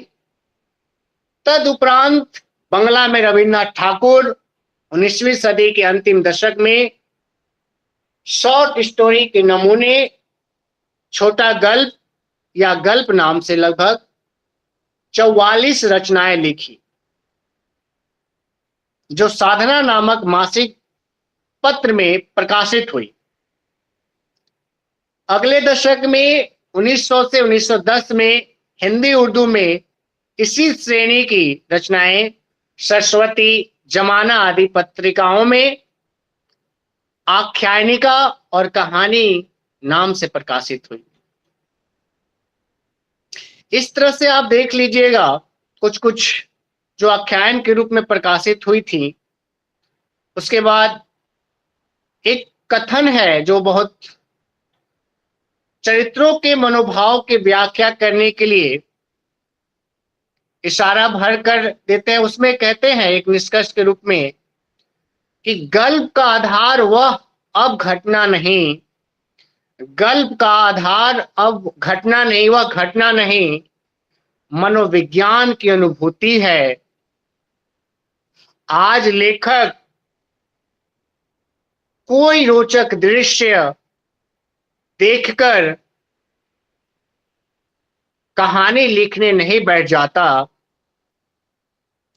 उसका उद्देश्य स्थूल सौंदर्य नहीं, वह तो कोई ऐसी प्रेरणा चाहता है जिसमें सौंदर्य की झलक हो और इसके द्वारा वह पाठक की सुंदर भावनाओं को स्पर्श कर सके, जैसे प्रेमचंद जी ने किया, जैसे अगे ने किया, जैसे जयशंकर प्रसाद ने किया, जैसे अन्य कथाकारों ने किया। सुंदर भावों को, सौंदर्य की भावों को, पाठक के मन को, उसकी भावनाओं को समझे। उसके बाद हम आगे बढ़ते हैं। आगे बढ़ते के दौरान हम देखते हैं कहानी और उपन्यास में क्या मौलिक अंतर है? नहीं है, मौलिक अंतर उसमें नहीं है। दोनों का जो संबंध है मानव जीवन की सच्चाइयों और संवेदनाओं से होता है। मानव जो जीवन व्यतीत करता है और उपन्यास में मानव जीवन की जो सच्चाइयां और जो संवेदनाएं स्फुलित होती हैं, उसका एक विजन समाहार होता है। कहानी मात्र एक सच्चाई या संवेदना के एक बिंदु पर केंद्रित होती है। यह कहानी का यथार्थ उपन्यास के यथार्थ की तरह जीवन के व्यापक संदर्भों से युक्त नहीं होता। कहानी में उपन्यास की तरह पात्रों की बाहुल्य भी अपेक्षित नहीं होता। अधिकतर कहानी में दो या एक पात्र ही होते हैं। यदि अधिक पात्र भी आते हैं लेकिन वह स्वतंत्र भूमिका नहीं होती। कहानी के केंद्रीय पात्र का पूरा चरित्र कहानी का विषय नहीं होता। उसके चरित्र का कोई मार्मिक प्रसंग, कोई करारा संकट, कोई अप्रत्याशित स्थिति, कोई मनोवैज्ञानिक द्वंद्व ही कहानी का विषय बनता है। कहानी में यथार्थ की स्थिति बिजली की तरह, चमक की तरह होती है। जहां यथार्थ का कोई क्षण सहसा उद्भासित हो जाता है। उपन्यास में मनुष्य के जीवन, उसके सामाजिक संबंधों, मनोवैज्ञानिक समस्याओं आदि का अवलोकन, विश्लेषण और अंकन के लिए अनेक पर्याप्त अवकाश होता है। कहानी में यथार्थ की अभिव्यक्ति के साथ साथ व्यापक पैमाने पर नहीं होती, लेकिन कहानी में यथार्थ उद्भासित हो जा पाता है, विश्लेषित नहीं। एडगर एलन पो के अनुसार कहानी अपने को किसी लाजवाब या एकल प्रभाव पर केंद्रित रहती है या रखती है, और प्रभाव की समग्रता ही उसकी प्रमुख लक्ष्य होता है। पो का मानना था कि शॉर्ट स्टोरी निश्चित पहचान उसकी प्रभावान्विति है। अब कहानी का जो उद्देश्य है, कहानी उपन्यास में आप अंतर समझ चुके होंगे। कहानी का जो उद्देश्य है कि संबंध में मतभेद की पूरी गुंजाइश है। जो संबंध है, जो पात्रों का जो संबंध है, लेकिन कथा का उद्देश्य सामान्य कोटि का मनोरंजन और उसके साथ साथ किसी उपदेश की व्यंजना नैतिक मूल्यों का प्रतिपादन होता है। आधुनिक कहानी का उद्देश्य या किसी नैतिक मूल्यों का प्रतिपादन रह गया है। इस प्रकार आप देख सकते हैं कि कुछ कुछ कहानीकार को हम यहाँ पे, जैसे मास्टर भगवान दास जी का पलेट की चुड़ैल, गिरिजादत्त बाजपेयी का पंडित और पंडितानी, बंग महिला का कुंभ में छोटी बहू दुलाई वाली, ये पूरी तीव्रता में नवाब राय प्रेमचंद ने समझा था। बंग महिला आदि ने अपनी कहानियों के माध्यम से समकालीन स्त्री की पीड़ा और पुकार को प्रभुत्व संपन्न पुरुष समाज तक पहुंचाने का सार्थक प्रयास किया है। नवाब राय ने एक बेहद शक्तिशाली औपनिवेशिक शासक के विरुद्ध दमित शासित वर्ग की व्यथा और विद्रोह की वाणी दी थी। भारतेंदु युग की पत्रिकाओं में व्यक्तिगत निबंधों, लेखकों और संपादकीय टिप्पणियों के माध्यम से औपनिवेशिक शासक में कराहते और सामाजिक अंतर्विरोधियों से ग्रस्त भारतीय जीवन की यथार्थ तस्वीर पेश की जा रही थी। यथार्थवादी उपन्यासों के माध्यम से भी समकालीन जीवन और व्यक्तियों की झलकियां या झांकियां प्रस्तुत होने लगी थी। कहानी इस काम को और भी बेहतर ढंग से कर सकती है। इसी तरफ भारतेंदु काल के लेखकों का ध्यान नहीं गया। छोटी कहानी की अवधारणा, शॉर्ट स्टोरी, अमेरिका आलोचक एडगर एलन पो छोटी कहानी या शॉर्ट स्टोरी आदि प्रवक्ता माने जाते हैं। 1846 में उनकी फिलोसफी ऑफ कंपोजिशन नामक पुस्तक प्रकाशित हुई थी, जिसमें सर्वप्रथम छोटी कहानी के स्वरूप पर विचार किया गया था। प्रो के बाद 1884 में अमेरिकी प्रोफेसर ब्राउंडर मैथ्यूज ने the philosophy of short story नामक पुस्तक प्रकाशित की, जिसमें उन्होंने उभरती हुई विधा को शॉर्ट स्टोरी का नाम दिया। इस तरह से आप मानविक घटनाओं को देख सकते हैं, जिसमें कि उसमें देख सकते हैं कि कोई भी मार्मिक घटना, कोई बैठक, कोई वार्तालाप, कोई मन कल्पना, कोई मनोवैज्ञानिक क्षण, कुछ भी कहानी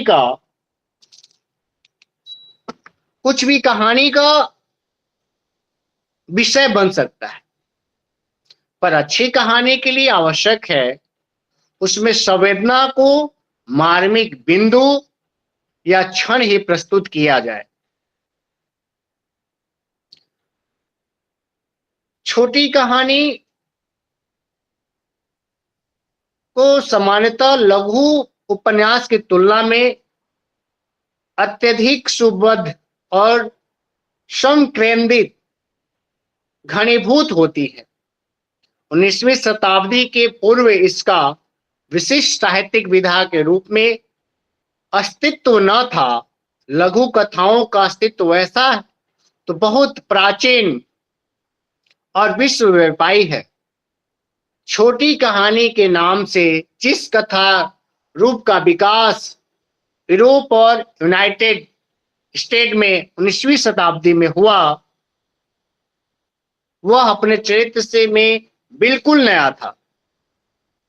अब छोटी कहानी में स्केच और उपाख्यान की भूमिका की बात कर रहे हैं, जिसमें कि उपाख्यान का है टेल है, विकास में स्केच छोटी कहानी की बात कही गई है। उसके बाद हम आगे बढ़ते हैं कि छोटी कहानी में या कहानी के उदय में साहित्यिक स्वच्छंदतावाद और साहित्यिक यथार्थवाद की भूमिका किस तरह से रही।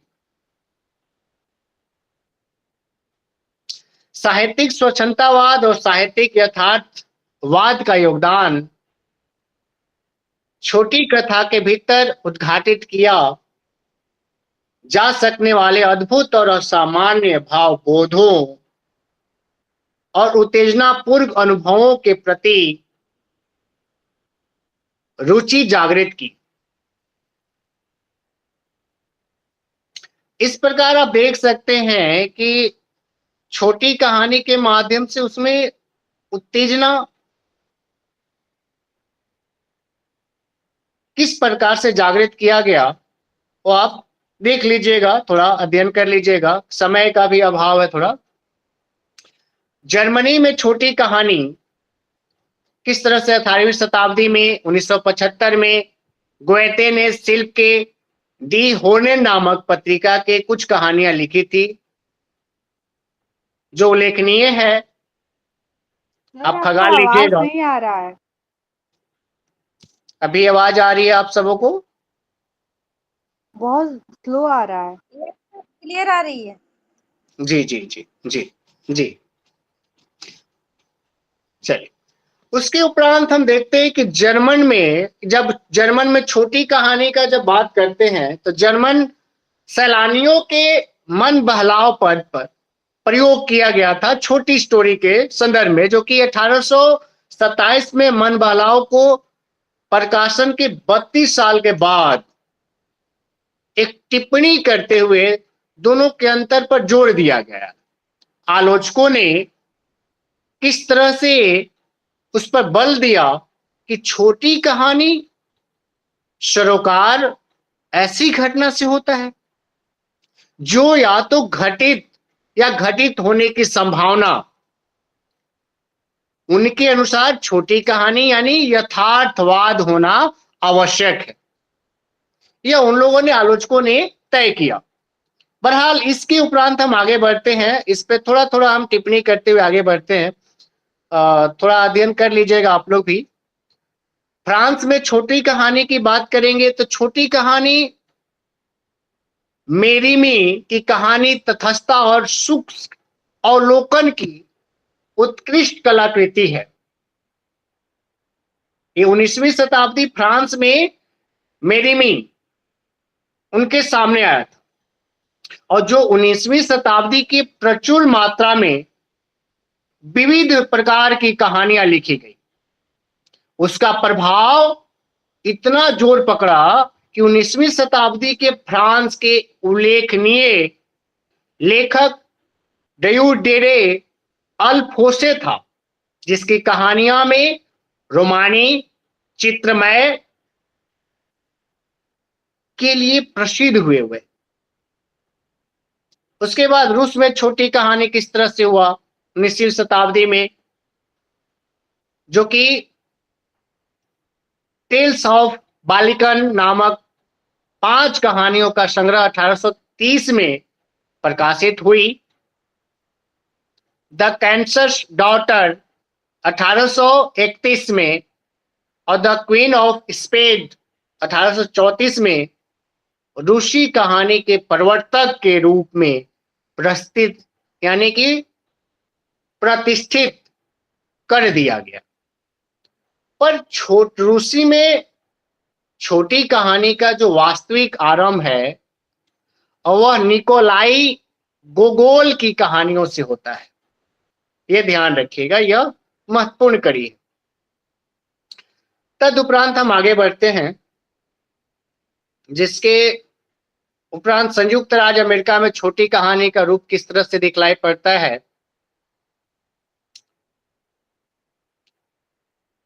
कुछ लेखक, अमेरिका की हम बात कर रहे हैं, कुछ लेखक इन्होंने कहानियों के विकास में योगदान दिया, जो कि वाशिंगटन इरविंग के यथार्थवादी स्केच द स्केच बुक, जो कि 1819 से 1820 में, और द अलब्राह 1832 में लिखे, जिनमें उसने सावधानी के साथ पात्रों के रूप और रंग में कार्य और व्यापारों में और दस्तावेजों में किया, मतलब लिखित तौर पर किया।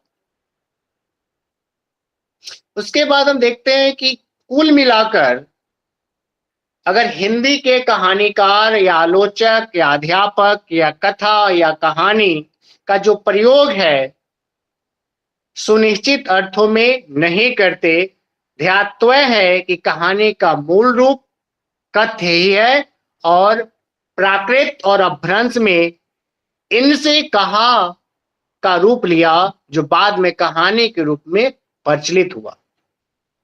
चलिए, इसके उपरांत हम आज कोशिश कर रहे हैं कि अब इसके उपरांत बात करेंगे कहानी और अन्य गद्य विधाएं। आज कोशिश करेंगे इसको समाप्त करें। अन्य विधाओं के अंतर्गत आप जानते होंगे कि गद्य विधाओं का जो सामान्य परिचय है, उपन्यास। विधाएं का मतलब क्या हुआ?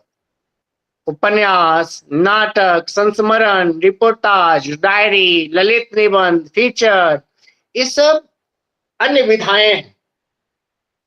अन्य विधाओं की बात करेंगे जिसके अंतर्गत आप देखेंगे कि अन्य विधाओं में उपन्यास मोटे तौर पर क्या है? मोटे तौर पर उपन्यास पर उस अपेक्षाकृत बड़े आकार की रचना को कहा जाता है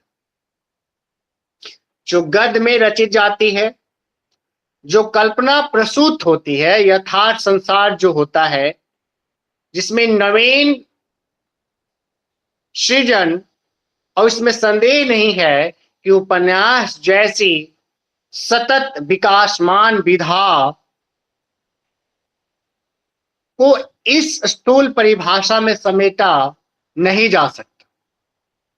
अगर पहचान की दृष्टि से इसकी सीमाएं स्पष्ट है कि आकार और कोई सर्वसमान सीमा निर्धारण नहीं किया जा सकता।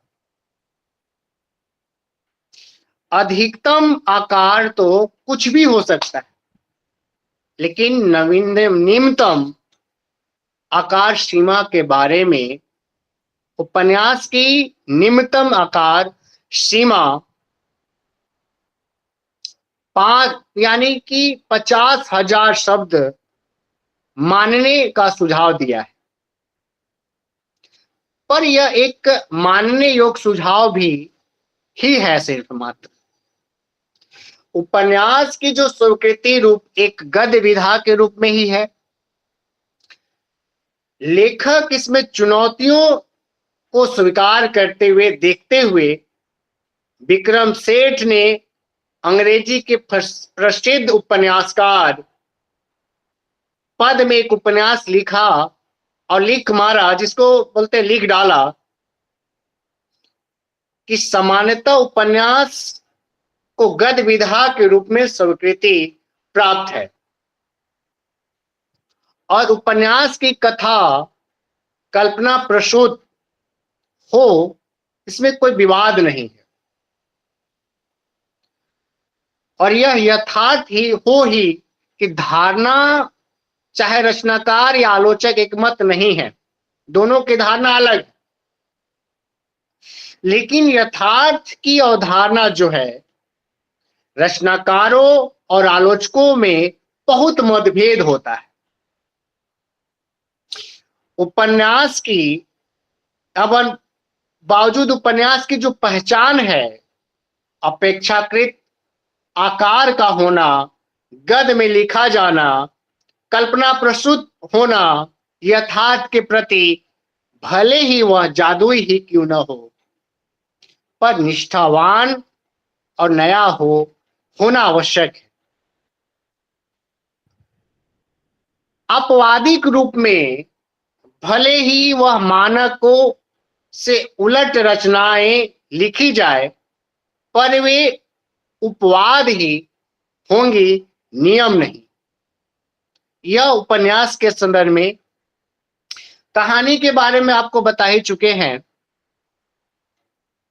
कि कहानी संक्षेप में कहा जा सकता है कि उपन्यास और कहानी दोनों गद्य में रचने वाली विधाएं हैं।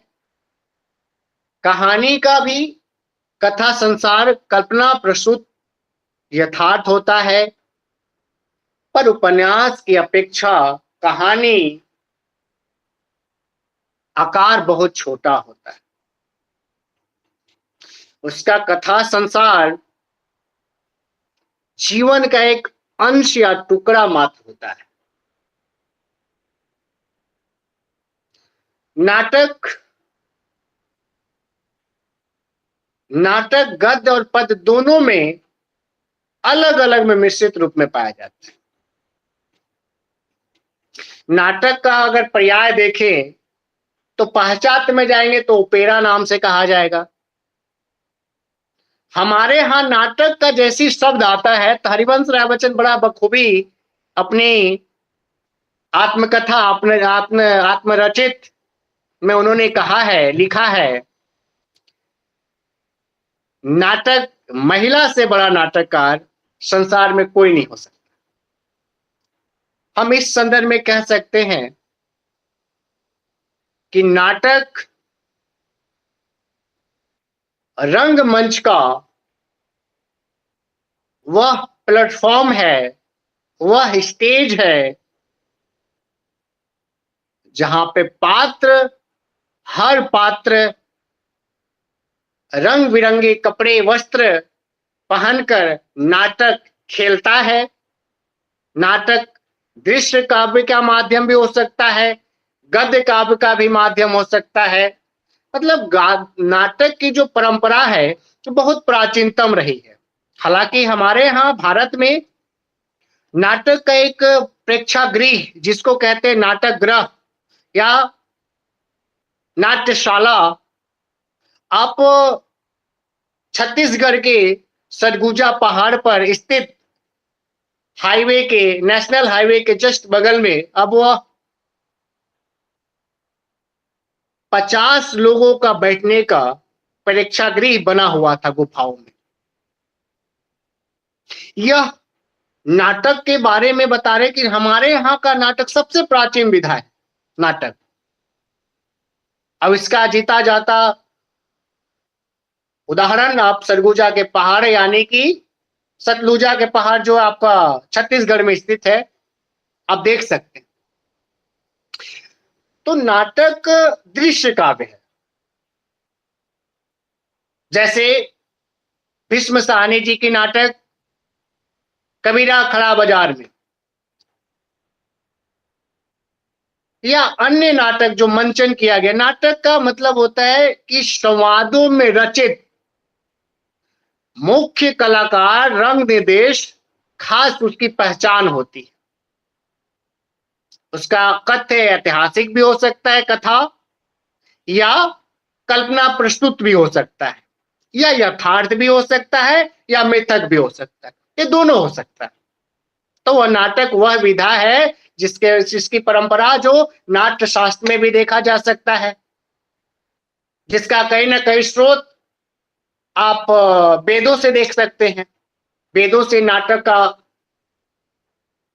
संवाद, कथ्य इत्यादि वहां से स्रोत पाया जाता है। पूर्वा के संदर्भ में देख सकते हैं, पूर्वा जो पात्र है। तो नाटक वह है। अमूमन आप शायद नाटक समझ चुके होंगे। अब बात करते हैं हम रेखाचित्र और स्केच के बारे में। रेखाचित्र अंग्रेजी का स्केच के वजन पर गढ़ा गया है। स्केच मूलतः चित्रकला का एक अंग है,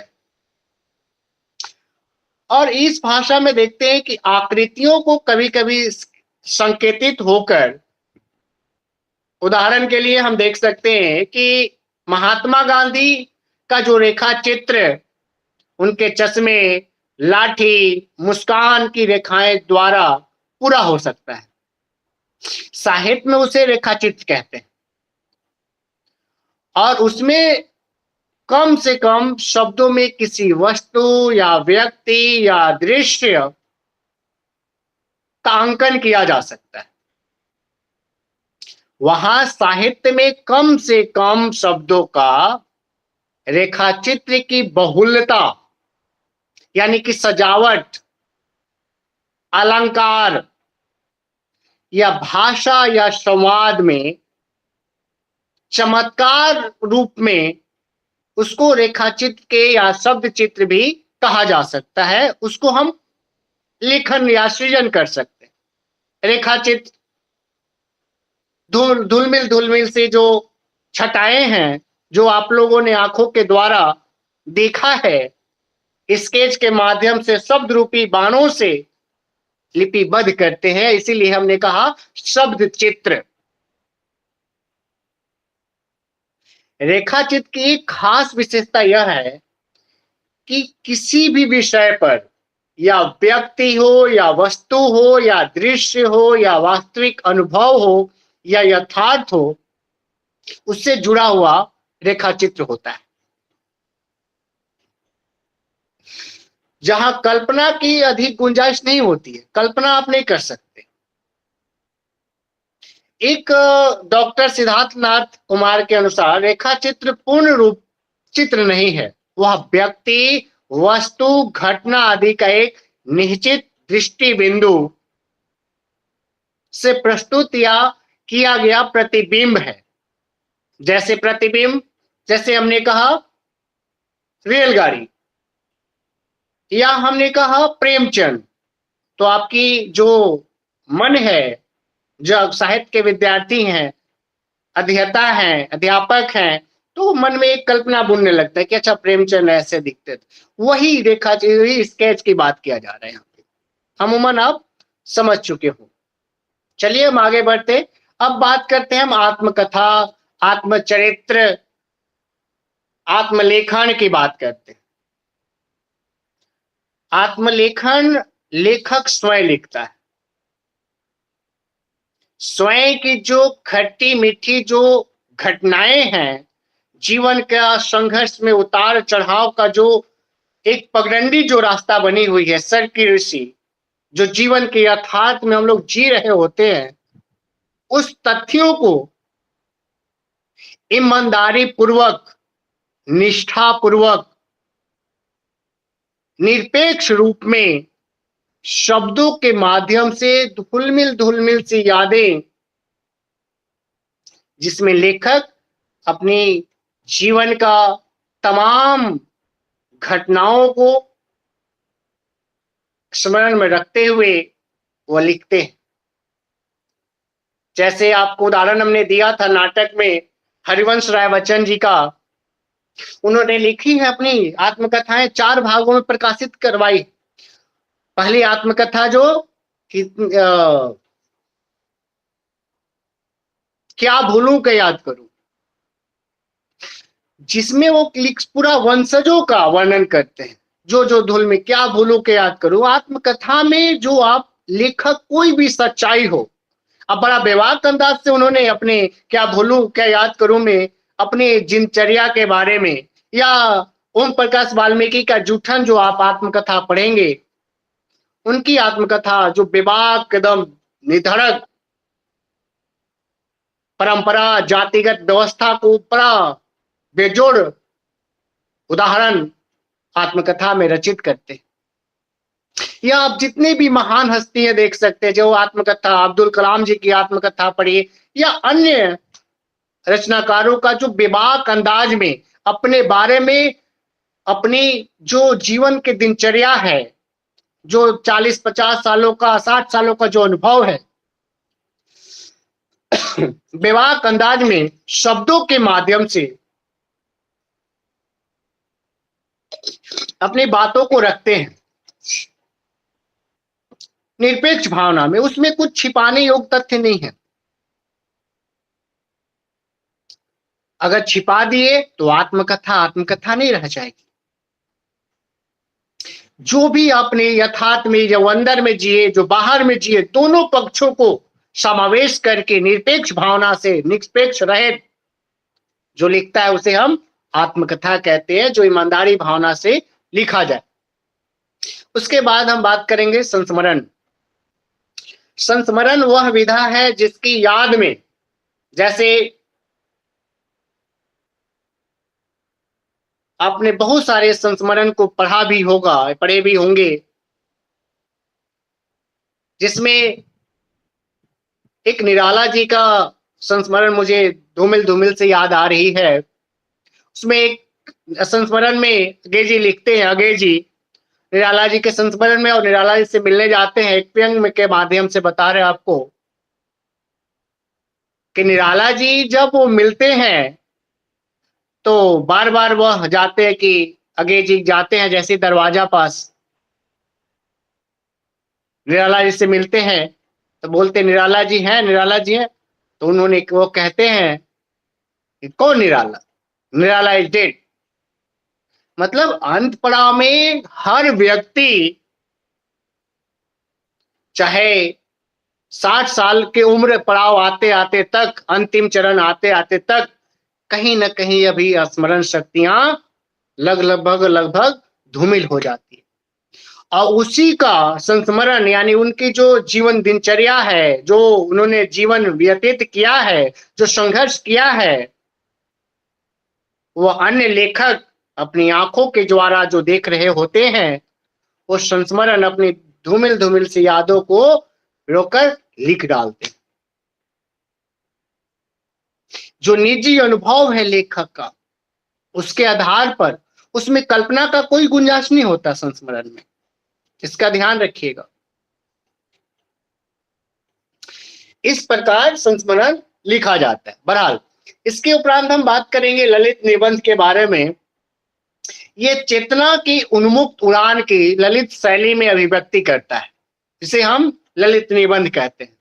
इसमें कोई विषय का कोई बंधन नहीं होता, विषय आप स्वतंत्र भाव से आप चुन सकते हैं, कहीं से भी आप देख सकते हैं।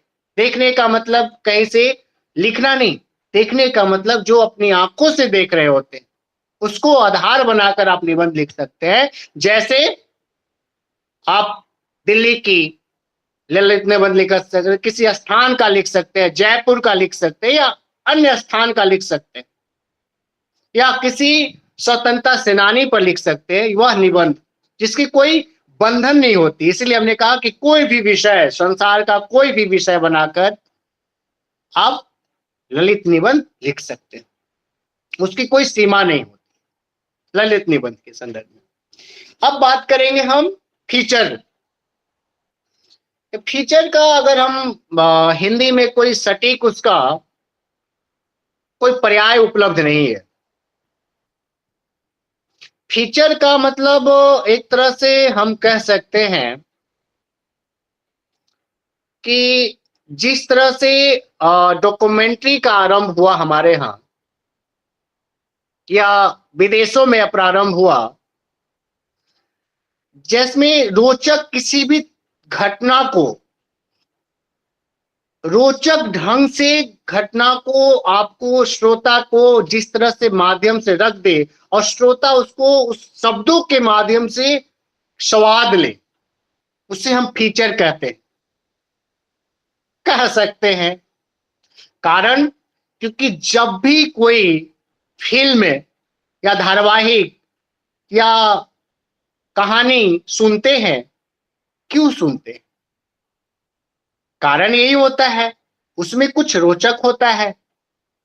एक घटना, समाचार घटना में भी फीचर लेखन काम आता है।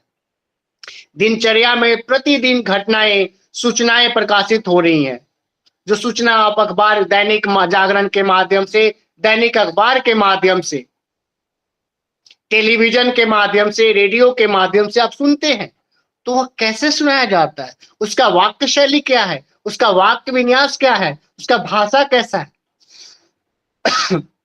आप ये देखते हैं।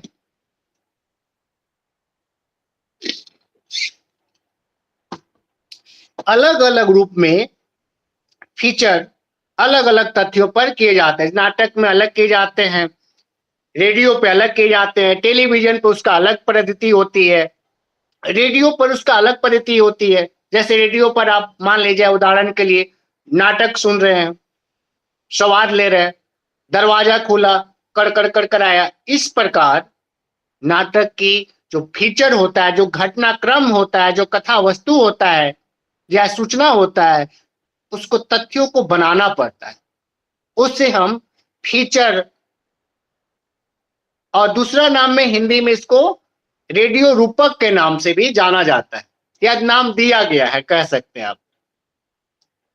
उसके उपरांत हम बात करेंगे रिपोर्टाज का। रिपोर्टाज का आज हम इसका जो शब्द रहा है फ्रांसीसी शब्द का, जो कि अंग्रेजी में अपना लिया गया है, हिंदी पद पर इसका स्वीकृति जो है रिपोर्ट शब्द जो है घनिष्ठ संबंध है इसका। जब आप हिंदी के विद्यार्थी हैं, शोधार्थी हैं और अध्ययन अध्यापन करते हैं आप, तो आप गौर करेंगे कि जब भी हम संगोष्ठी या व्याख्यान के दौरान जब भी कोई वक्ता अपनी खास बिंदुओं को रखता है, कार्यशाला के अंतर्गत जो बात रखते हैं, शुरुआत कैसे हुआ उस पर दिया गया, उसके बाद दीप प्रज्वलन किया गया, वक्ता ने जो प्रवक्ता आए थे उन्होंने इस बात को रखा, इस प्रकार से धीरे धीरे बातों को रखते हुए सहेजते हुए अंत में आप निष्कर्ष की ओर बढ़ते हैं।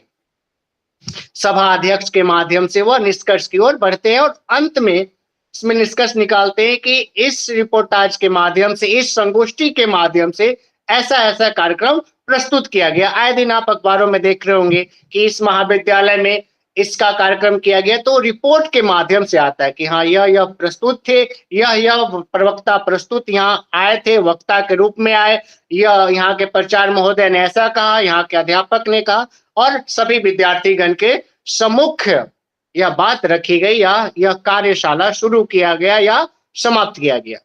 वह जो लेखा देखा है दिन भर का, जो आंखों देखा, यह एक विद्यार्थी भी कर सकता है, शोधार्थी भी कर सकता है, अध्ययन या अन्य लोग भी जो लिखने का, लिपि का, शब्द का ज्ञान हो, वह बखूबी ये दोनों में रिपोर्टाज कर सकते हैं। तो ये हुआ आपका रिपोर्टाज। उसे हम एक रूप में पत्रकार या पत्रिका में भी प्रयोग करते हैं और पत्रकार लोग भी इसका प्रयोग, यह पद्धति को अपनाते हैं, जो कि यही पद्धति मानक भी है जो भारतेंदु से लेकर, जैसे आप उसमें देख सकते हैं रागे राघव का जब बंगाल में अकाल पड़ा था,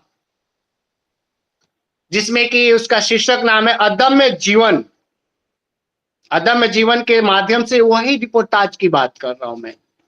वो जो आंखों देखा हाल रागे राघव जी ने देखा था, वही बहुत बालक उम्र में थे, 16-17 साल की उम्र में, उस पड़ाव में उन्होंने बड़ा बखूबी लेखन किया है रिपोर्टाज के माध्यम से, जो आंखों देखा बयां करते।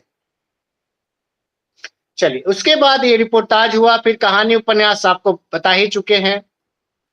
अमूमन इस रूप के अंतिम चरण में देखते हैं कि कहानी और रेखाचित्र में क्या है और कहानी और अन्य गौण कहानियों में क्या है, सब थोड़ा देख लीजिएगा। और इसके सारांश में हम देखते हैं कि साहित्य का जो सम्यक या सुचारू रूप से जो अध्ययन या काव्यशास्त्र या आलोचना शास्त्रों का जो उसका वर्गीकरण परंपरा जो होता आया है, उसमें कुछ आधुनिक आलोचक या रचनाकार इस काल को अनावश्यक भी मानने लगे थे। जैसे कि खंड खंड में हमने आपको बांट कर रखा, उपन्यास, कहानी, नाटक, रेखाचित्र, संस्मरण, ललित विधाएं इत्यादि इत्यादि। विधाओं में लेकिन अंतर है। यह अवश्य है कि प्रतिभाशाली लेखक विधाओं के इस भेद को स्वीकार नहीं करते। इनका रचनात्मक स्तर जो है कुशल सम्मिश्रण करते हैं, पर इस सम्मिश्रण का अनुशासन करने के लिए विधाओं की अलग अलग पहचान जरूरी है। मोटे तौर पर हम निश्चित तौर पर कह सकते हैं कि जिसमें एक कल्पना प्रस्तुत यथार्थ संसार होता है, जो नवीन होती है, संदेह नहीं है कि जैसे उपन्यास जैसी सतह जिसकी विकास सामान विधा को एक स्थूल परिभाषा में समेटा नहीं जा सकता है। इसकी पहचान, इसकी सीमाएं स्पष्ट है। इसमें कोई भी इसका इस रूप में हम कह सकते हैं कुल मिलाकर कि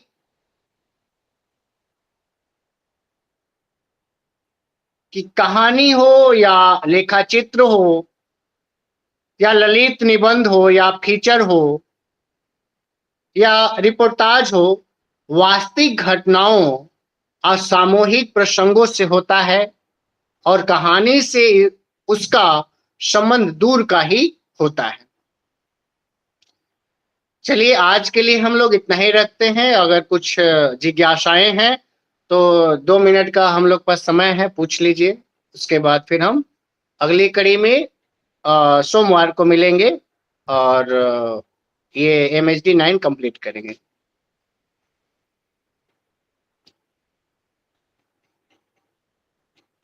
कुछ जिज्ञासाएं हैं आप सबों को?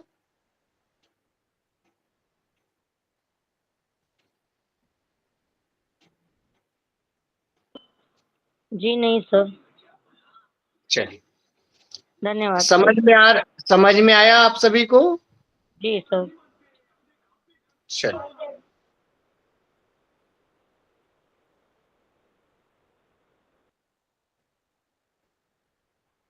चलिए उसके उपरांत हम आगे की कड़ी में हिंदी कहानी का उद्भव किस तरह से हुआ, यानी कि हम लोग अगली कक्षा में बातचीत को रखेंगे। चलिए आज के लिए इतना ही। धन्यवाद। आप लोगों ने इतना बहुत ही दृढ़ता और संकल्प के साथ सुना, उसके लिए बहुत बहुत साधुवाद, धन्यवाद।